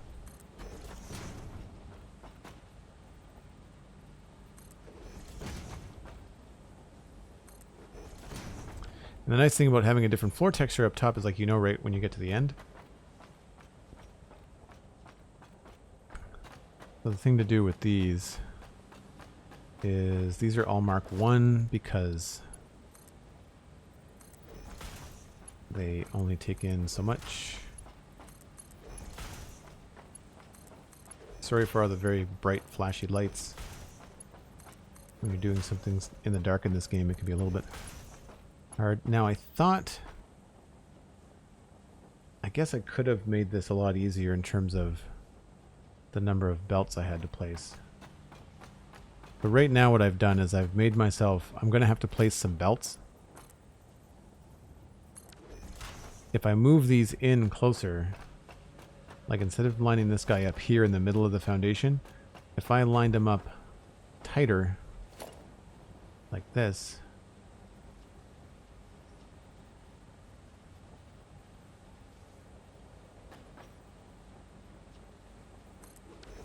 and we could just do this. And that would be cool, but it may not look as good if I wanted to expose this stuff. Oh, thanks, Cosmic. So what do we think is going to look better? Let me just grab a couple more here. Something to ponder on the break. Is this hookup stuck to the ceiling like that, or this hookup stuck to the ceiling like that? Easy to fix at this stage. I have not gone past the point of no return. You just got to remember that this would all be lined up down there, and currently all of our imports and stuff along here are in the middle of the foundation. So all of these, it doesn't matter, but all of these and these ones here would line up on top of one another. And then we would have to do something with the other ones in here. Actually, where would these ones line up? Yeah, there's nothing. Oh yeah, there is some stuff there. Yeah, so it might be worth it to line them up in the center so that they all line up over the top of these guys. But that does look a little bit slicker. So there's a few things to consider. Yes, this does look cleaner, but does it look better if they're lined up on top of their bottom floor friends here? I mean, the bottom floor friends, I should also... They don't have to stay like that. We might be able to move those. See, we didn't have floor holes when I built this whole section of the factory. No floor holes. So we're kind of like considering renovations and stuff where we get close to them. I guess let's go this way.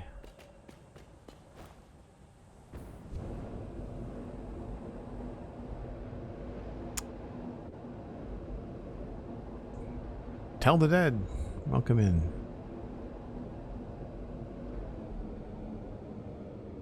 So for folks that are new, I do step away from the computer about once an hour. It's important, I think, for everyone to give themselves little breaks. So I'm going to do that now.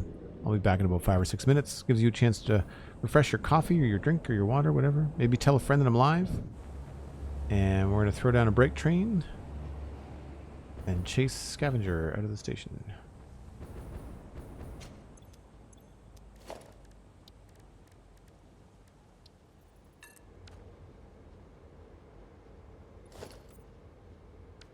Black today, why not?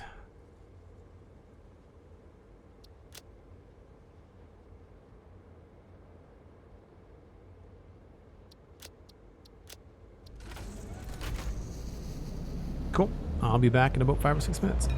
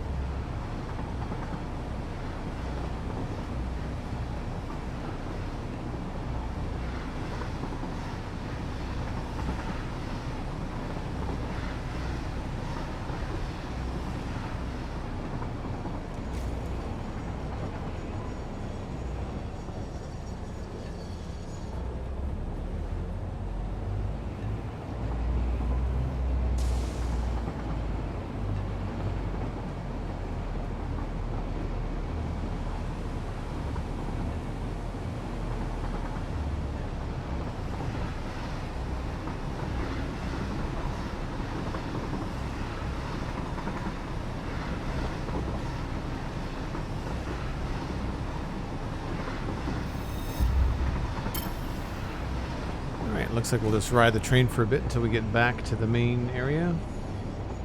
I'm looking forward to building through here. I should move the construction station farther along so there's more of a ride through the valley.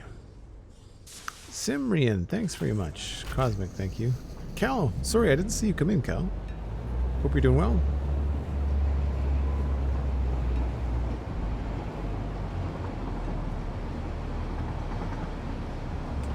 Where are we going here, Mr. Train? Megatron. I'm going to change that.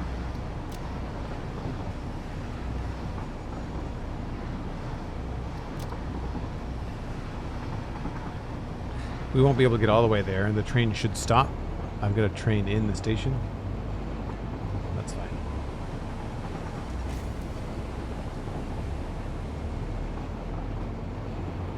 Roundabout seems to be working quite well.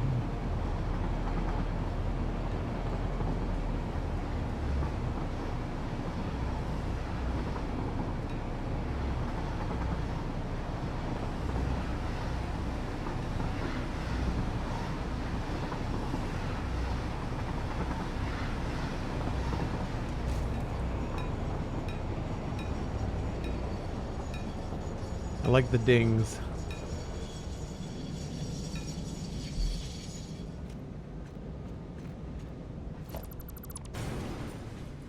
No! Why did you bang into him? Are you derailed?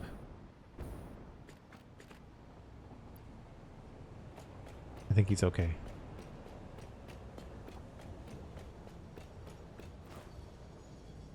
I was enjoying watching the train network. Thanks. Yeah, he's fine. I don't yet have a hypertube along here. Maybe we should do that now. I wonder if one would look good along here. Here would be where I would want to put it. Do we want to put it on the wall?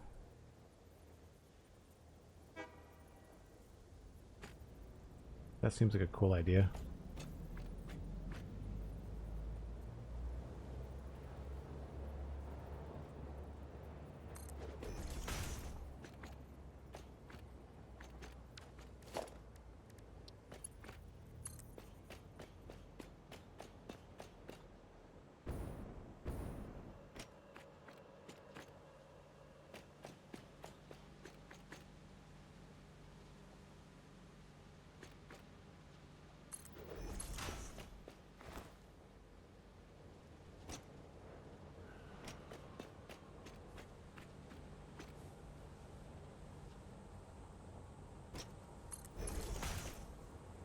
All the way to here.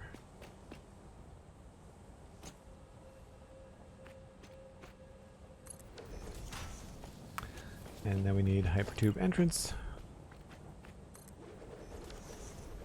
And power, which we'll grab from over here.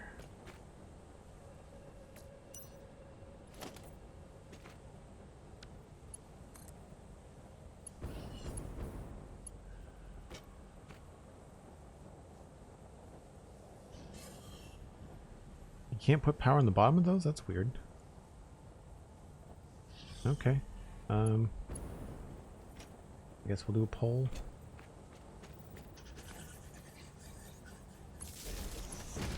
I mean, it's just for us to get back and forth for now.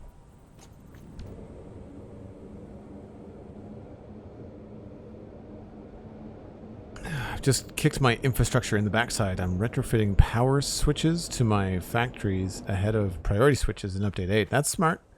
Adding output buffers to the factories and expanding the number of machines in each factory. Boom, everything suddenly is very active. So, what do you mean by output buffers? Just out of curiosity. Now, there is power here somewhere. Aha.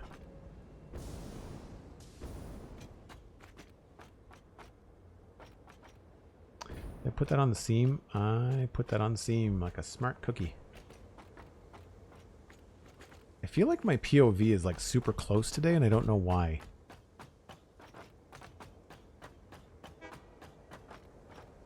That's the first seam.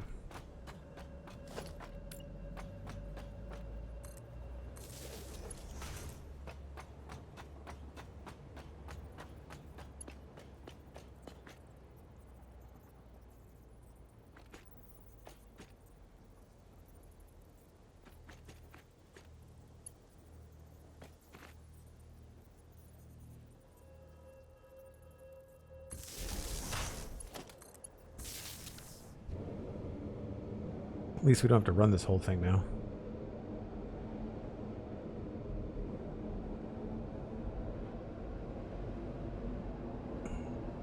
It means you can... Large box between the machine and the output of the train station. Oh yeah, okay, I've got those. Yeah. Yeah, I've got those on my collection facilities where I'm bringing in ore. And we've got them here for the imports as well, so that the belts don't stop. The thing that I find interesting about them is that, like, it makes your machines stutter, though, because, like, at some points you're getting 780 instead of 600. So I find that a little bit tricky. And we were down here.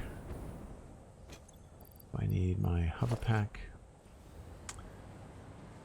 Right, so I guess the thing to do is to test both sides. And then we'll decide what looks best. This has got these machines. So I can at least quickly lay these in and then remove the floor.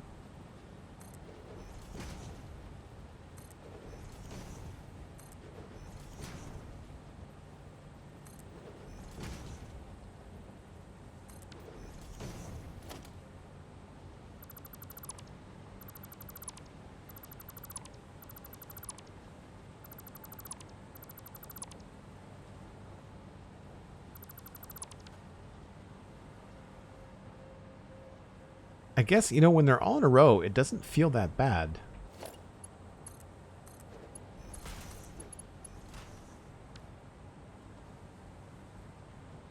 Plus this thing is here.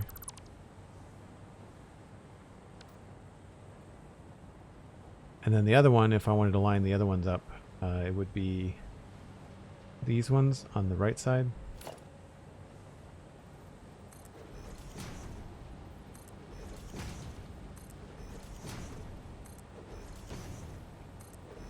I find something that's interesting about the game too is that when you try to do things too quickly, you end up making mistakes. And I find that if you just take the time to slowly click things in, not try to like super fast click stuff, you'll end up with a much better experience.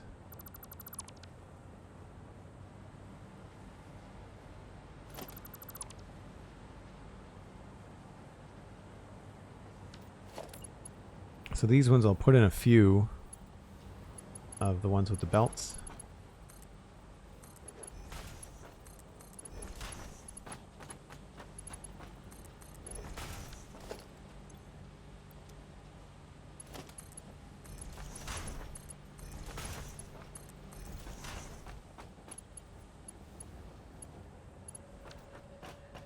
Right.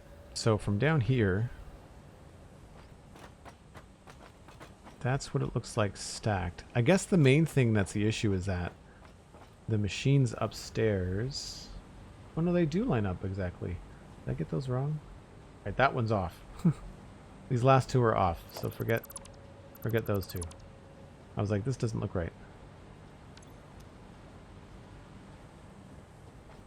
But that's stacked right there, and they almost look crooked, you know?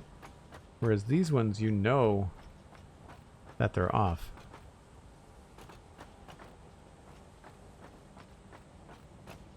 What do we think? Stacked or staggered, I guess.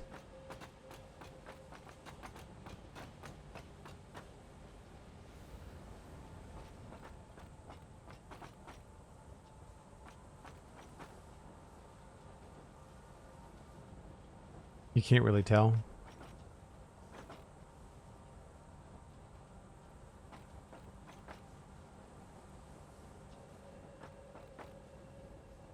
Which one looks deliberate? This one? Yeah, they both look deliberate, I agree.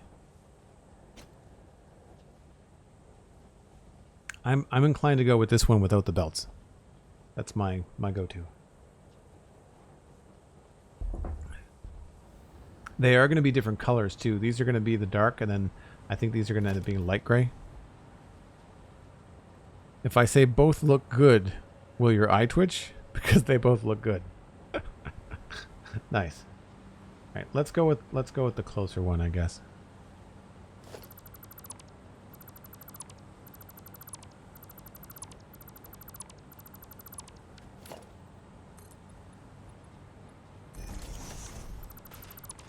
That just changes the position of some of our starting belts, that's all.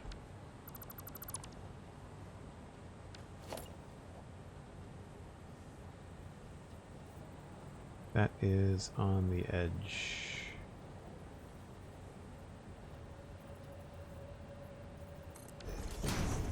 Now, I think I'm gonna have to redo these so that they actually connect.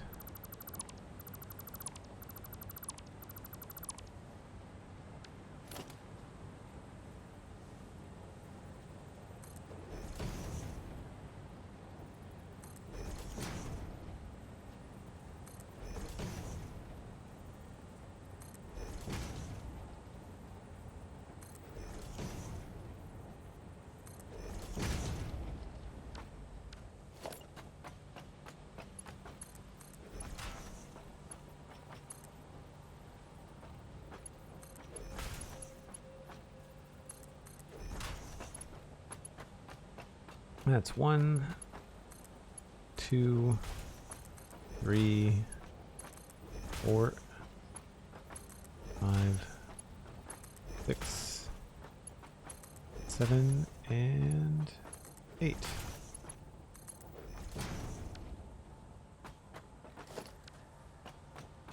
So I just have to bump this guy over a little bit.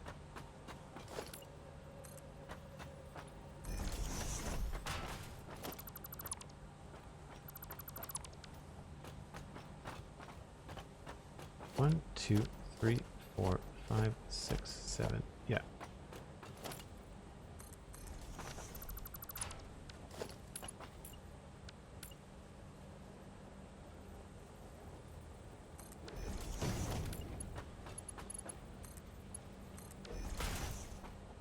Yeah, and then we just nudge this guy over.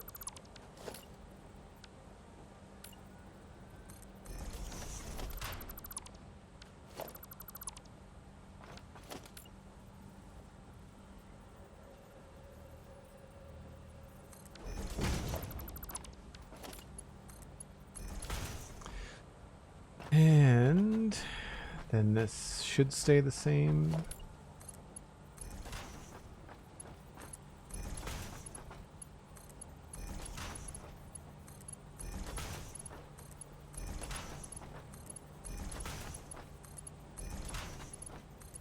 If you're doing grids like this where everything is on the center of a foundation and evenly spaced, you could use blueprints to lay out your grids of belts too, but it gets a little bit tricky because you have to remember to hook them up in between. It's a lot more useful on something like a manufacturer setup, which we'll probably get to when we get to the heavy modular frame portion.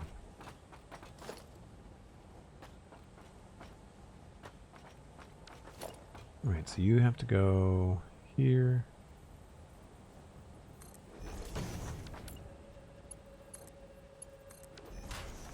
And then you just come along to here.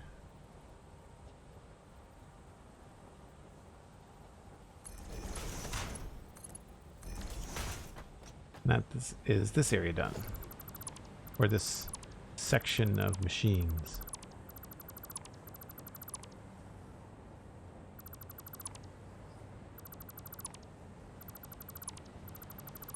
I'm usually a little bit more free when I'm deleting stuff, but there's just so many machines and belts below all of this, I just don't want to risk really messing things up.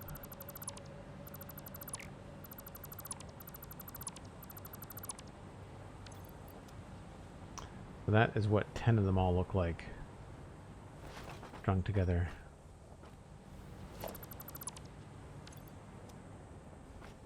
Yeah. Cool.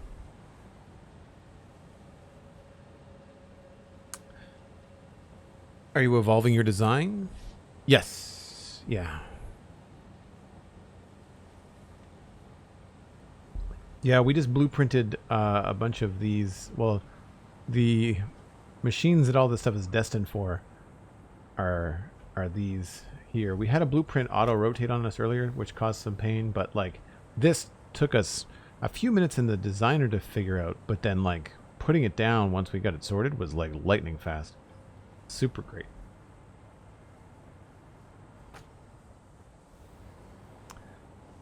So then we just have to do this other section, which I sort of laid these out wrong at first, so we can fix that.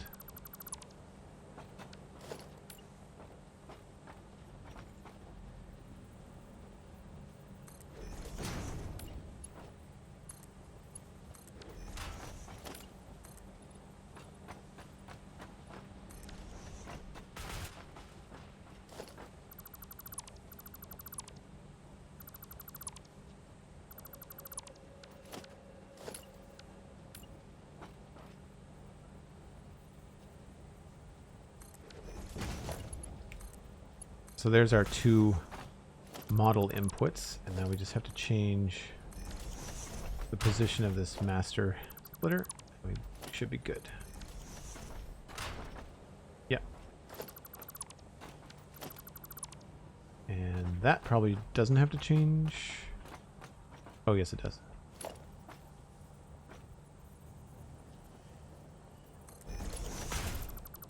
I kind of wish these extended in the same way that a regular conveyor pole, you can push up on it. These you stack, but sometimes you don't want to use the top one. You want to use the bottom 2 or 3. It would be cool if you could attach this to the ceiling and then pull it down telescopically. I think that would be a cool change.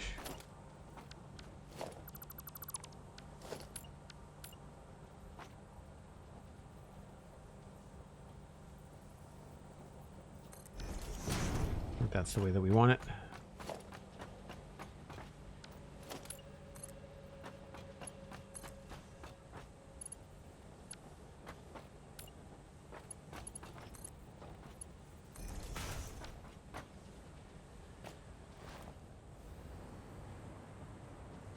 Looks straight to me.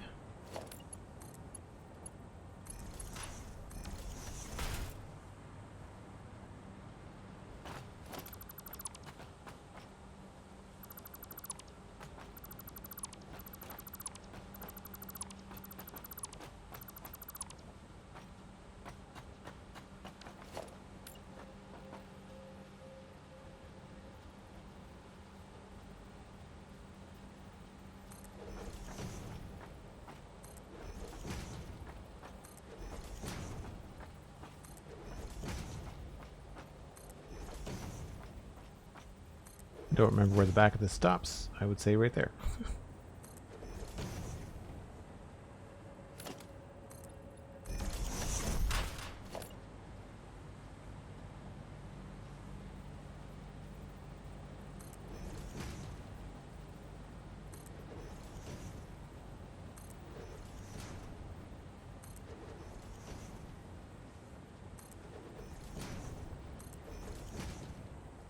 Can't fall if you're not standing on the bottom anyway.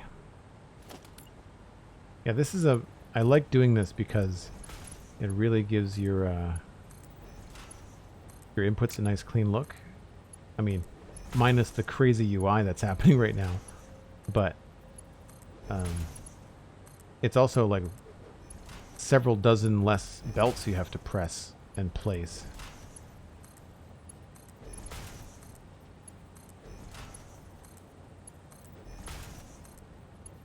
I think there's something to be said for spacing out some of your inputs, like having very clear inputs and outputs to a building, making it part of your decor, I think makes a lot of sense. But I think when it comes to like putting things into machines, I'm all about putting things in as tight into the machines as I can. What is this factory producing? Everything. We are in the process of making our connection to the heavy modular frames. So right now we are on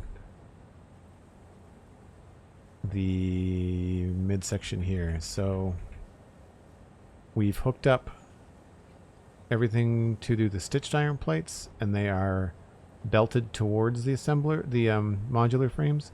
We're currently doing the rods along here, this section. And then when that's done, we'll have to switch over to coal. Or we could switch and do the reinforced stuff. But we're probably going to do the foundries first. That's going to involve hooking up a train. So it's not like we're going to switch right over and do more like machine hookups.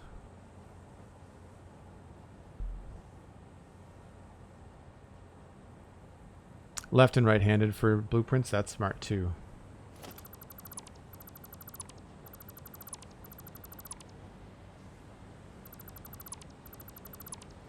Alright, so that is all the foundations gone. That foundation was kind of meant to be there, I guess.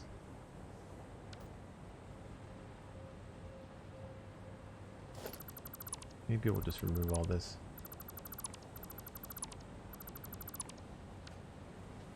It's got this thing to stand on, so we should be fine. Although that's not actually hooked up to anything. It was all hung from the ceiling. Now we just have to do the final belts.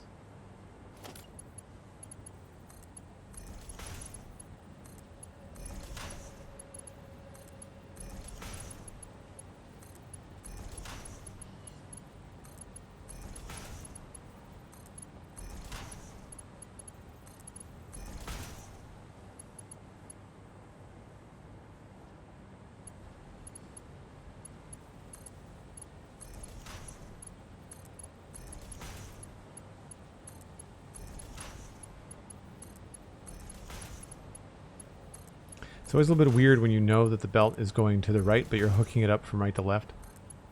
I always have to like remind myself, no, I've hooked that up correctly. The arrows are showing me that I did my job right.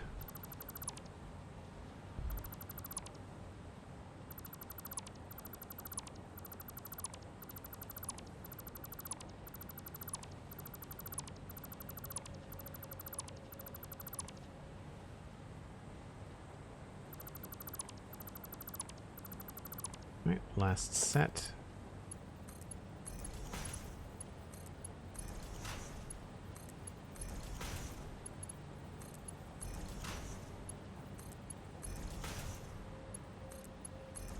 I've got plans for like a recycling section at the very end of this too. That should be everything, right? Everything upstairs is powered on. These are all hooked up. I'm not seeing any missing belts. The hover pack makes checking this kind of stuff so easy because you can fly very close to your belts to see what's going on.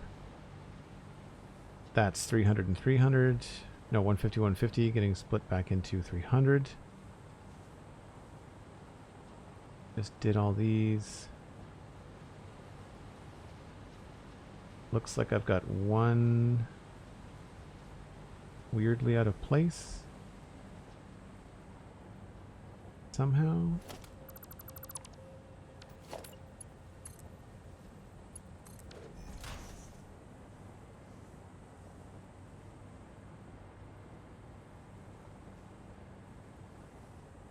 Good.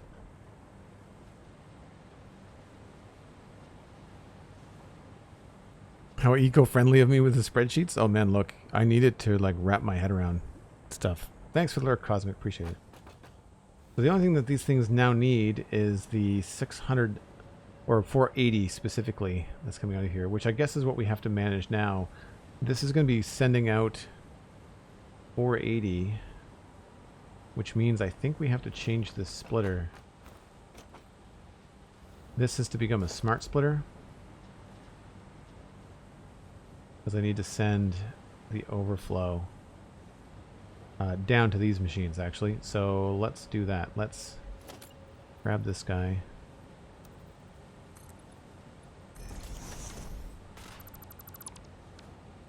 We'll just, this will be an easy fix.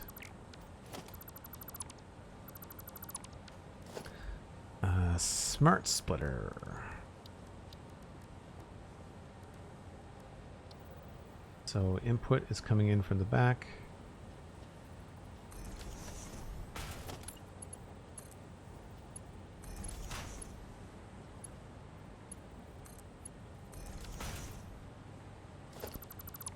And so this is the input. So we're going to go left is going to be iron ingot.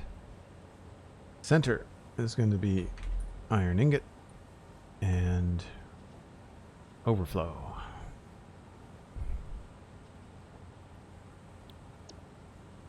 And what that will do is replace this little temporary siphon that I had set up. No longer weaning off of our plate production, but we can simply hook this up. I think if I reverse this. So what was it giving me?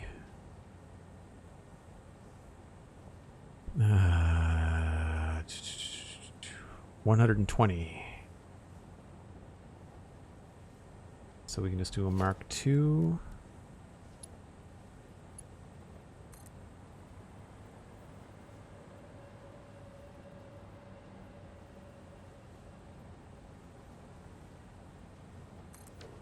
I think that's the right height.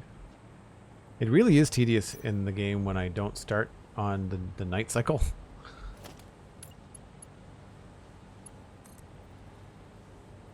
It's hard to see. Oh, that needs to be lower.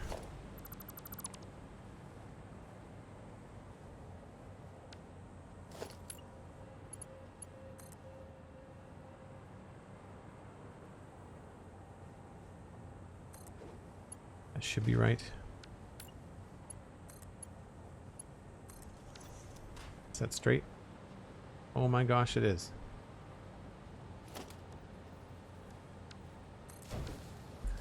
Mark II, Mark II, Mark II. Now, I don't have a color specifically for overflow stuff, so what color would be a good color? I feel like on my spreadsheet I've used kind of like a gray or something.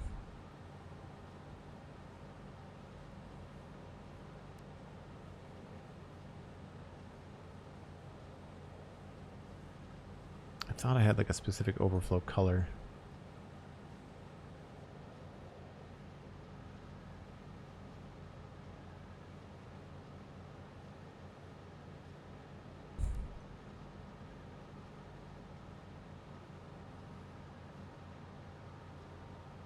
Maybe not.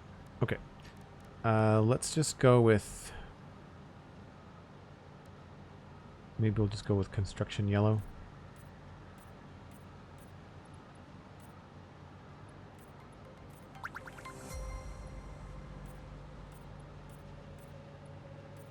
Not that that's going to paint. At least the belts will show up. That's what this is too.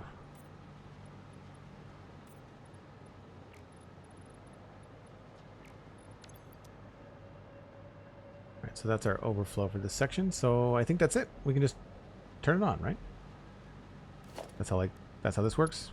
Reward ourselves.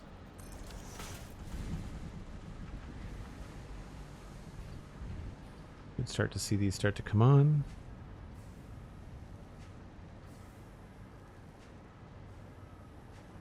And then we should start to see output.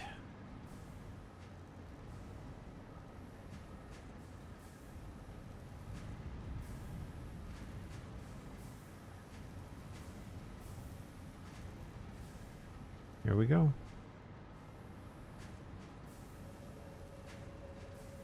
Good, good, good, good. So we're not going to be at 100% efficiency until these machines all catch up, but it should be pretty fast.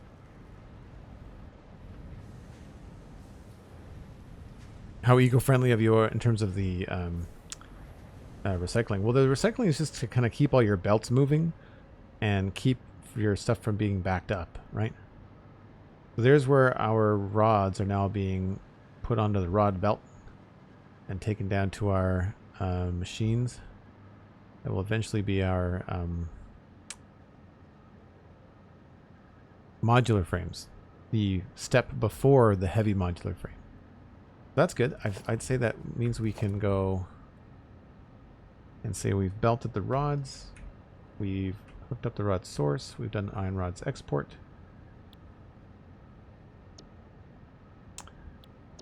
So we can do extension of the main train line. We can hook up screws.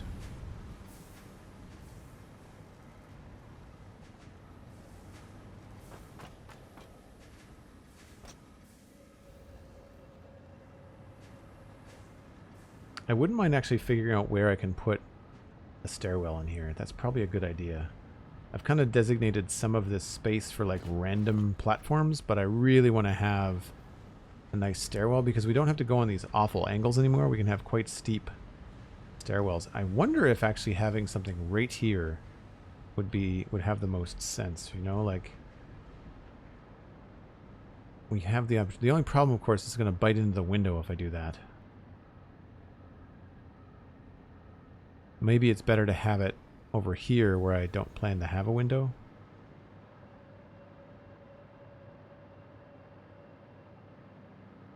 Right now, this just comes down to here. This is going to be machines. So this wall actually isn't going to be here. And there's no reason for it to be on this floor either. We just have all this open space for like whatever we want. Maybe this would be a good spot to have the stairwell. At least for this side. I kind of like the idea of having that open there. And I think here the idea was to have a ceiling here for stuff to stick to, but then here and the floor above was to have this area open so that the windows could come in all the way.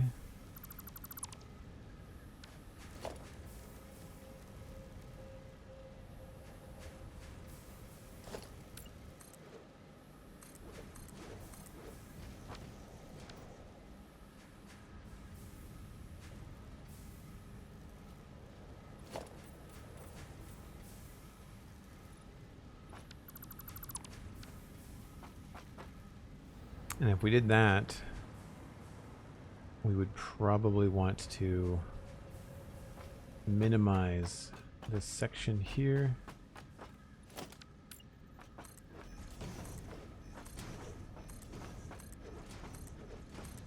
And that will give some depth to the window.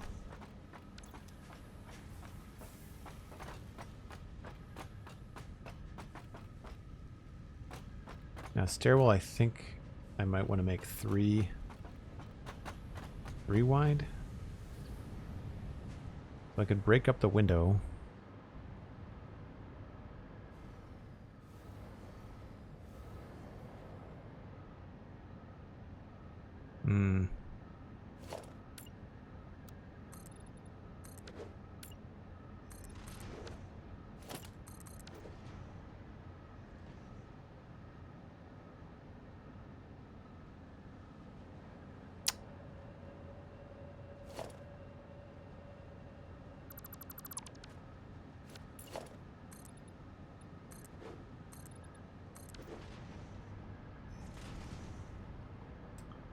Yeah, that's the floor, then this is the wall.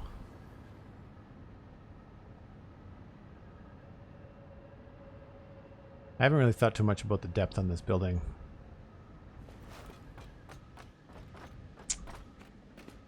Well, we could run a test and see if we can fit a stairwell in a small area here.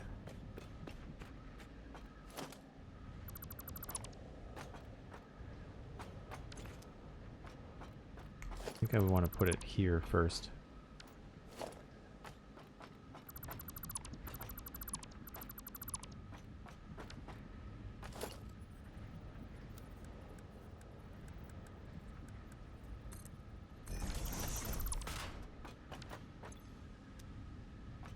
And I guess we would go in by one And create a door. This is where I'm just kind of shooting from the hip on what I want this place to feel like. And then we would use the architecture. I saw what Darren plays make a blueprint out of his stairs, which I thought was a good idea. Now, why can't I just attach these to the edge of this like I want to? Like, I feel like this is... That's where I want it to go. Why wasn't I able to do that from up here, you know?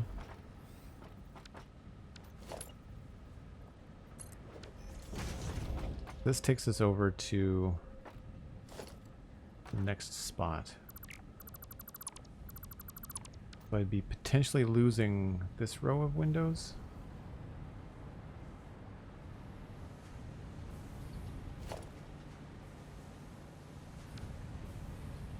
Or I could turn this here, but come back by 2.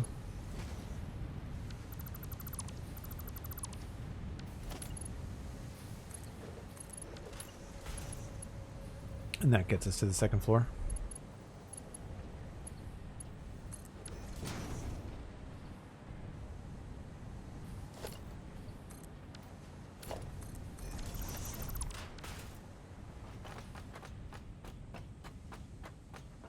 Yeah, that's pretty slick. I don't know if I like the door. Maybe we'll just leave this as like an open thing here. Not a big fan of the railings, but we'll use them for now.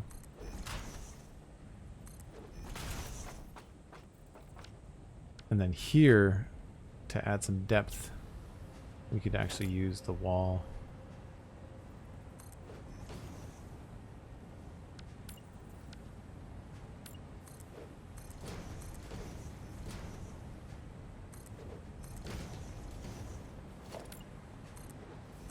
And I'll change this to maybe a different color or something. Oh, that's interesting. So I guess we'd have to think about where this would come down. Probably there. Well, that's fine. That'll frame the door.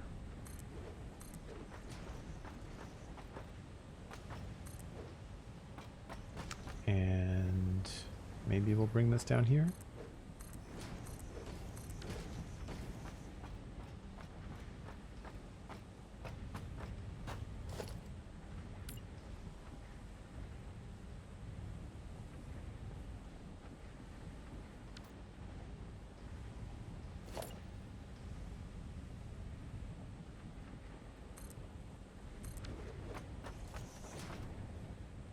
A really weird connection. I'm not sure why that doesn't go on the same level. Right, like you'd think that would go, I guess it's going to the top of something and the bottom of something else.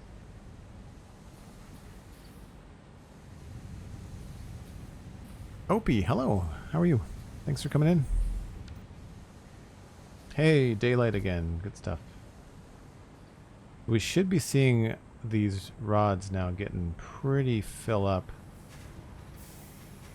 100%. These last ones are probably down around 65 or 50%. 24%, okay.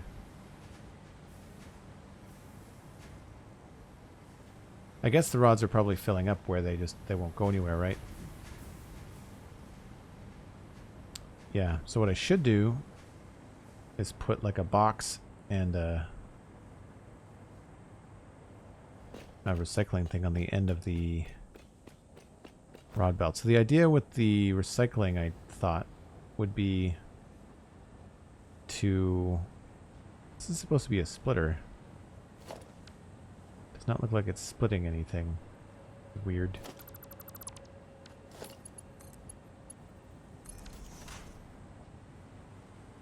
So that would continue on, and I've got like the idea of a couple of awesome sinks over there. So anything that's not getting used, I was just going to run it into an awesome sink to kind of keep things moving. But maybe I can just do that up in here temporarily.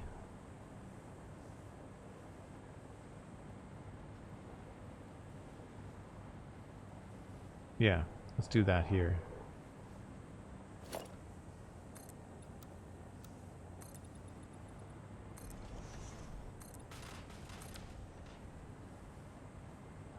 Pretty sure that's what was here before. I think I'll need at least one. How many plates are we making? Check my spreadsheet. 180 per minute and 480. So, yeah, that fits on a belt. Okay.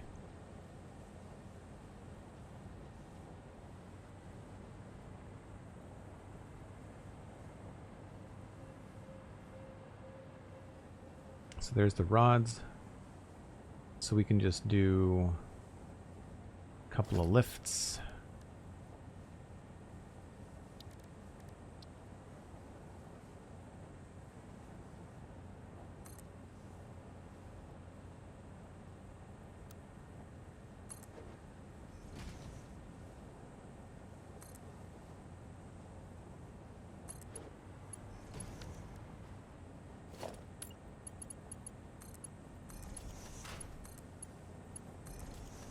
Make sure that these are Mark III. Actually, that has to be a Mark IV, I think.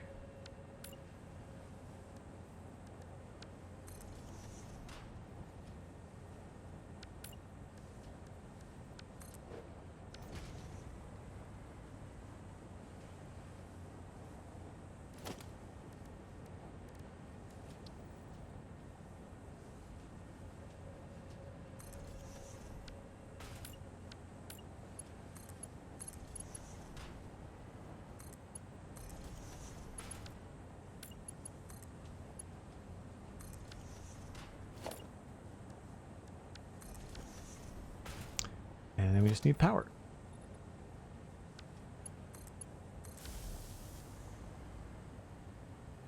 So that will roll those right along.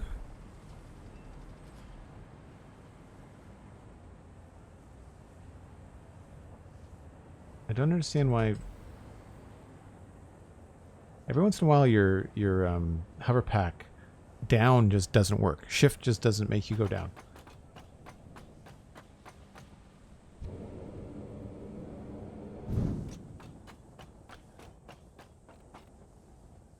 So what we can do here is we currently have an awesome sink hooked up. So that's going all the way to here.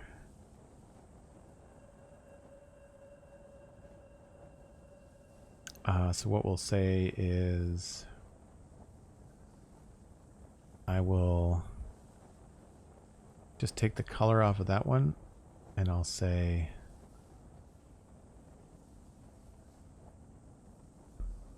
temporary awesome sink.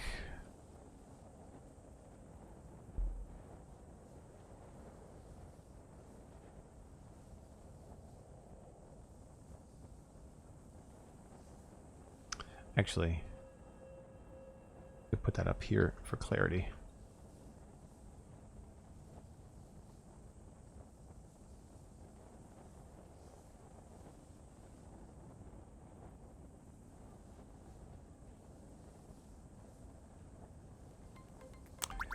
And that means we can also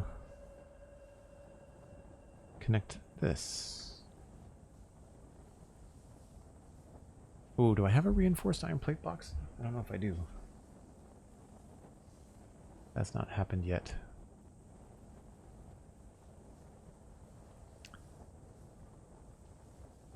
Streedern? I hope I'm saying that right. Welcome in. Thanks for saying hello. Thanks for the follow.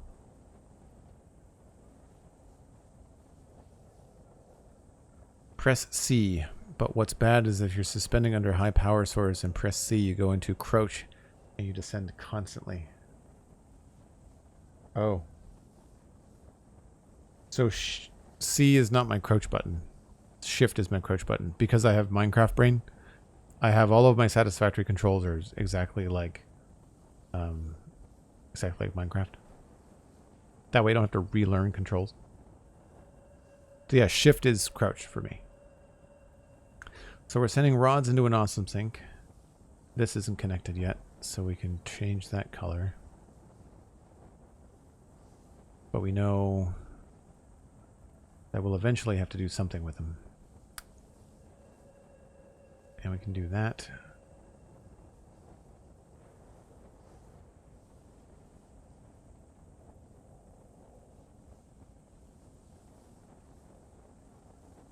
Just so we know it's going to be eventually hooked up. Let's see where it needs to be connected. And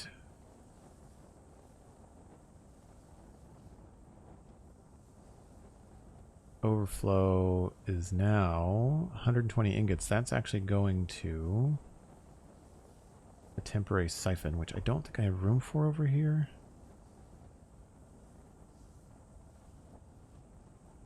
Oh, it's only 2 blocks tall.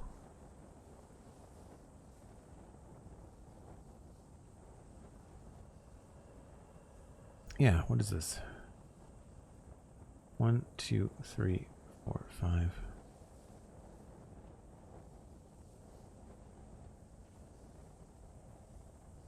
Yeah, that'll work.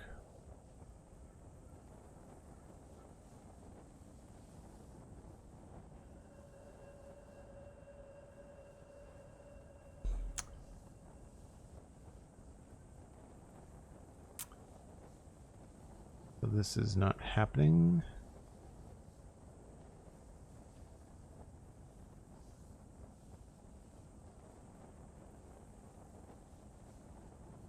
See if we can copy these without it being all wonky. Sometimes this doesn't really work.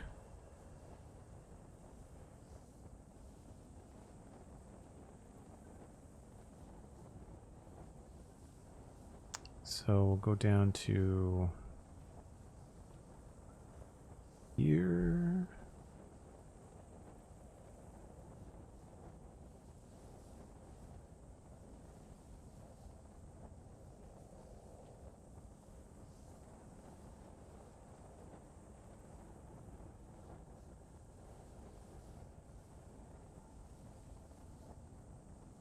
So this is now on 20.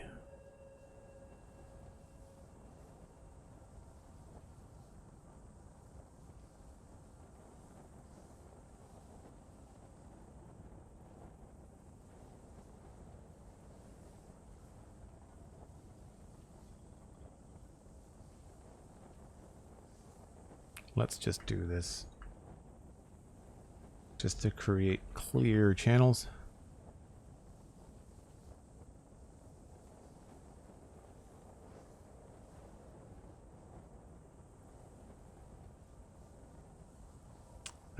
Do I have an iron rod box down there? I feel like I do.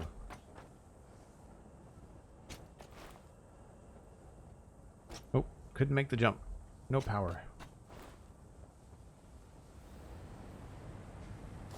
That is screws, rods, and plates. Yeah, so it's making screws and rods. Right. So I'm still siphoning plates off of here, and that's fine, because this is full. I also have more plates I know what to do with. Like, I don't need them. It's just there in case something happens. I build something massive and I run out of stuff. I really don't need all these plates.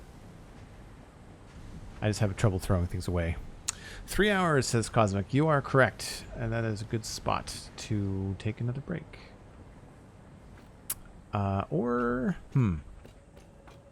What do we have to do next? What do we have to do next? So it's screws on 3rd floor. That's going to involve, that's like a 3-hour stream. Here I am making stairs and not using them at all. I'm just flying around. These guys should all be moving. I don't know why that's going so slow.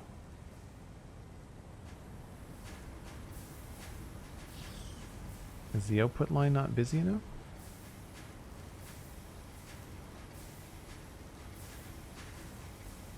I wonder if I missed a connection speed or something somewhere.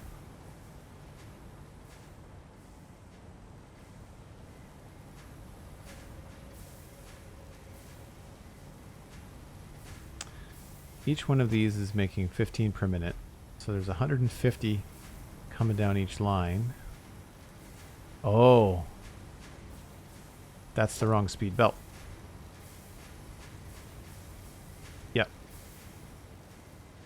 I forgot that I was merging both constructors. I did the math for one.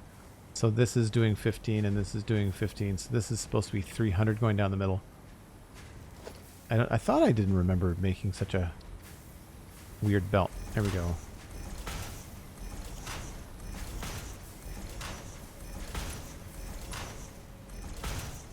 Then this is going to be this as well.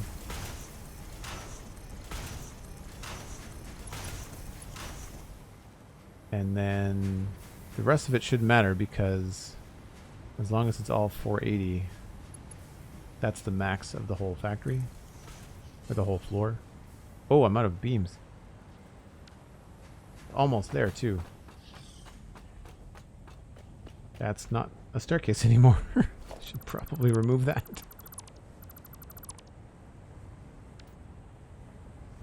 It's now over here. Yeah, there's something about my FOV today that feels really forward.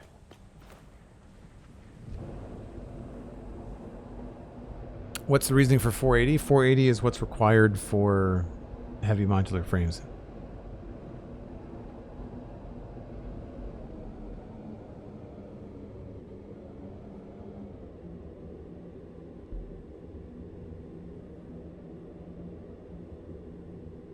It's also what fit in that space.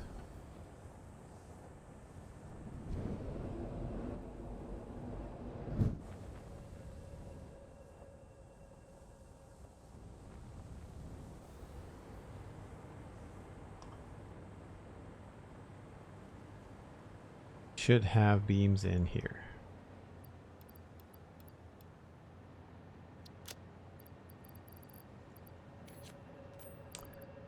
Maybe I'll grab some concrete and reinforced iron plates as well.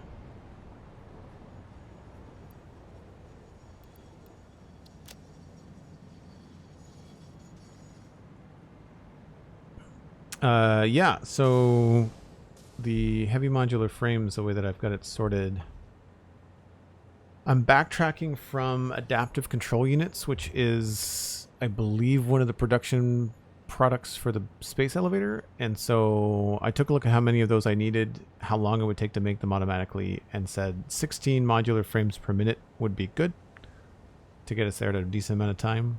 I need 8 manufacturers that need 10 modular frames. The 10 modular frames come from 40 assemblers, and that's where the 480 rods comes from.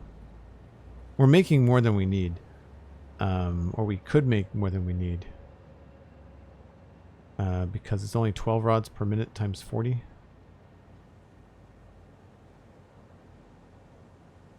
Oh, no, that's 480. So yeah, so that's the 480 going in. There is this extra 120 that's going into overflow. So we're making some rods here for ourselves. We could also just expand the floor. 120... What's 120 divided by 15? 8. So I could make another 8 constructors if I really wanted to. Oh, no problem. No problem, Simran. Yeah, you have to start somewhere. And yeah, sure, I could make an entire floor of rods, but then, like, am I overmaking them? Do I need more? It's easy to expand because we have the main bus. So if I wanted to bring more in and create more, I could. I can no longer tab back to my game. What is going? Oh, it's autosave. Yeah, so like I have all this space back here at the back of this section. Actually, do I have my Satisfactory save up in the calculator? If I do, then that'd be an easy way to show you.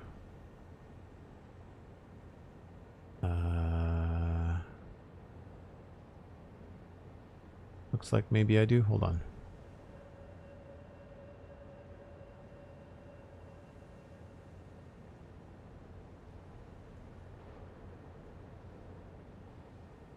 Takes a while to load this save now. I realize that you can use the Satisfactory calculator to copy builds from other saves and put them into one save, so I'm really thinking about doing that.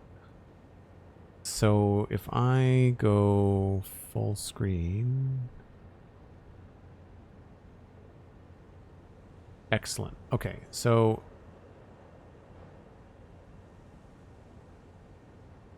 there's the factory.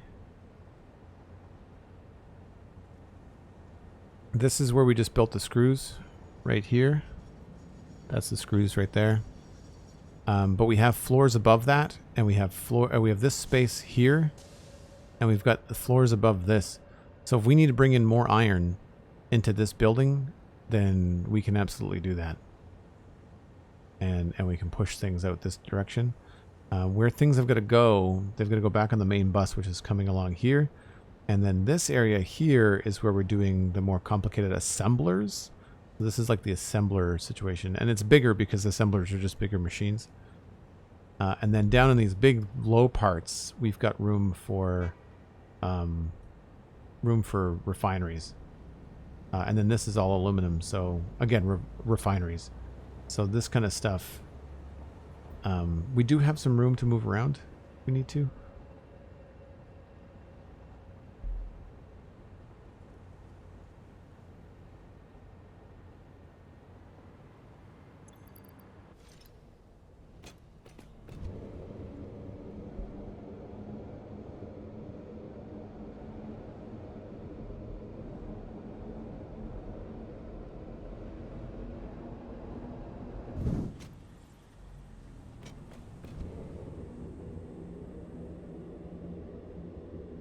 What I like about my build is I built it. Oh, to be clear, I'm talking about bringing something from my save, my other experimental save, that has an Autobot themed base. It has a Metroplex base in the meadows, in the grassy fields. And I would like to copy that and put that in this world. Right? So rather than going down into this area down here on my own in this save, I would rather copy my giant factory. It's the whole biome. And I think that would be a fun thing to do, because then I'm not leaving that, I'm not abandoning that save anymore, right?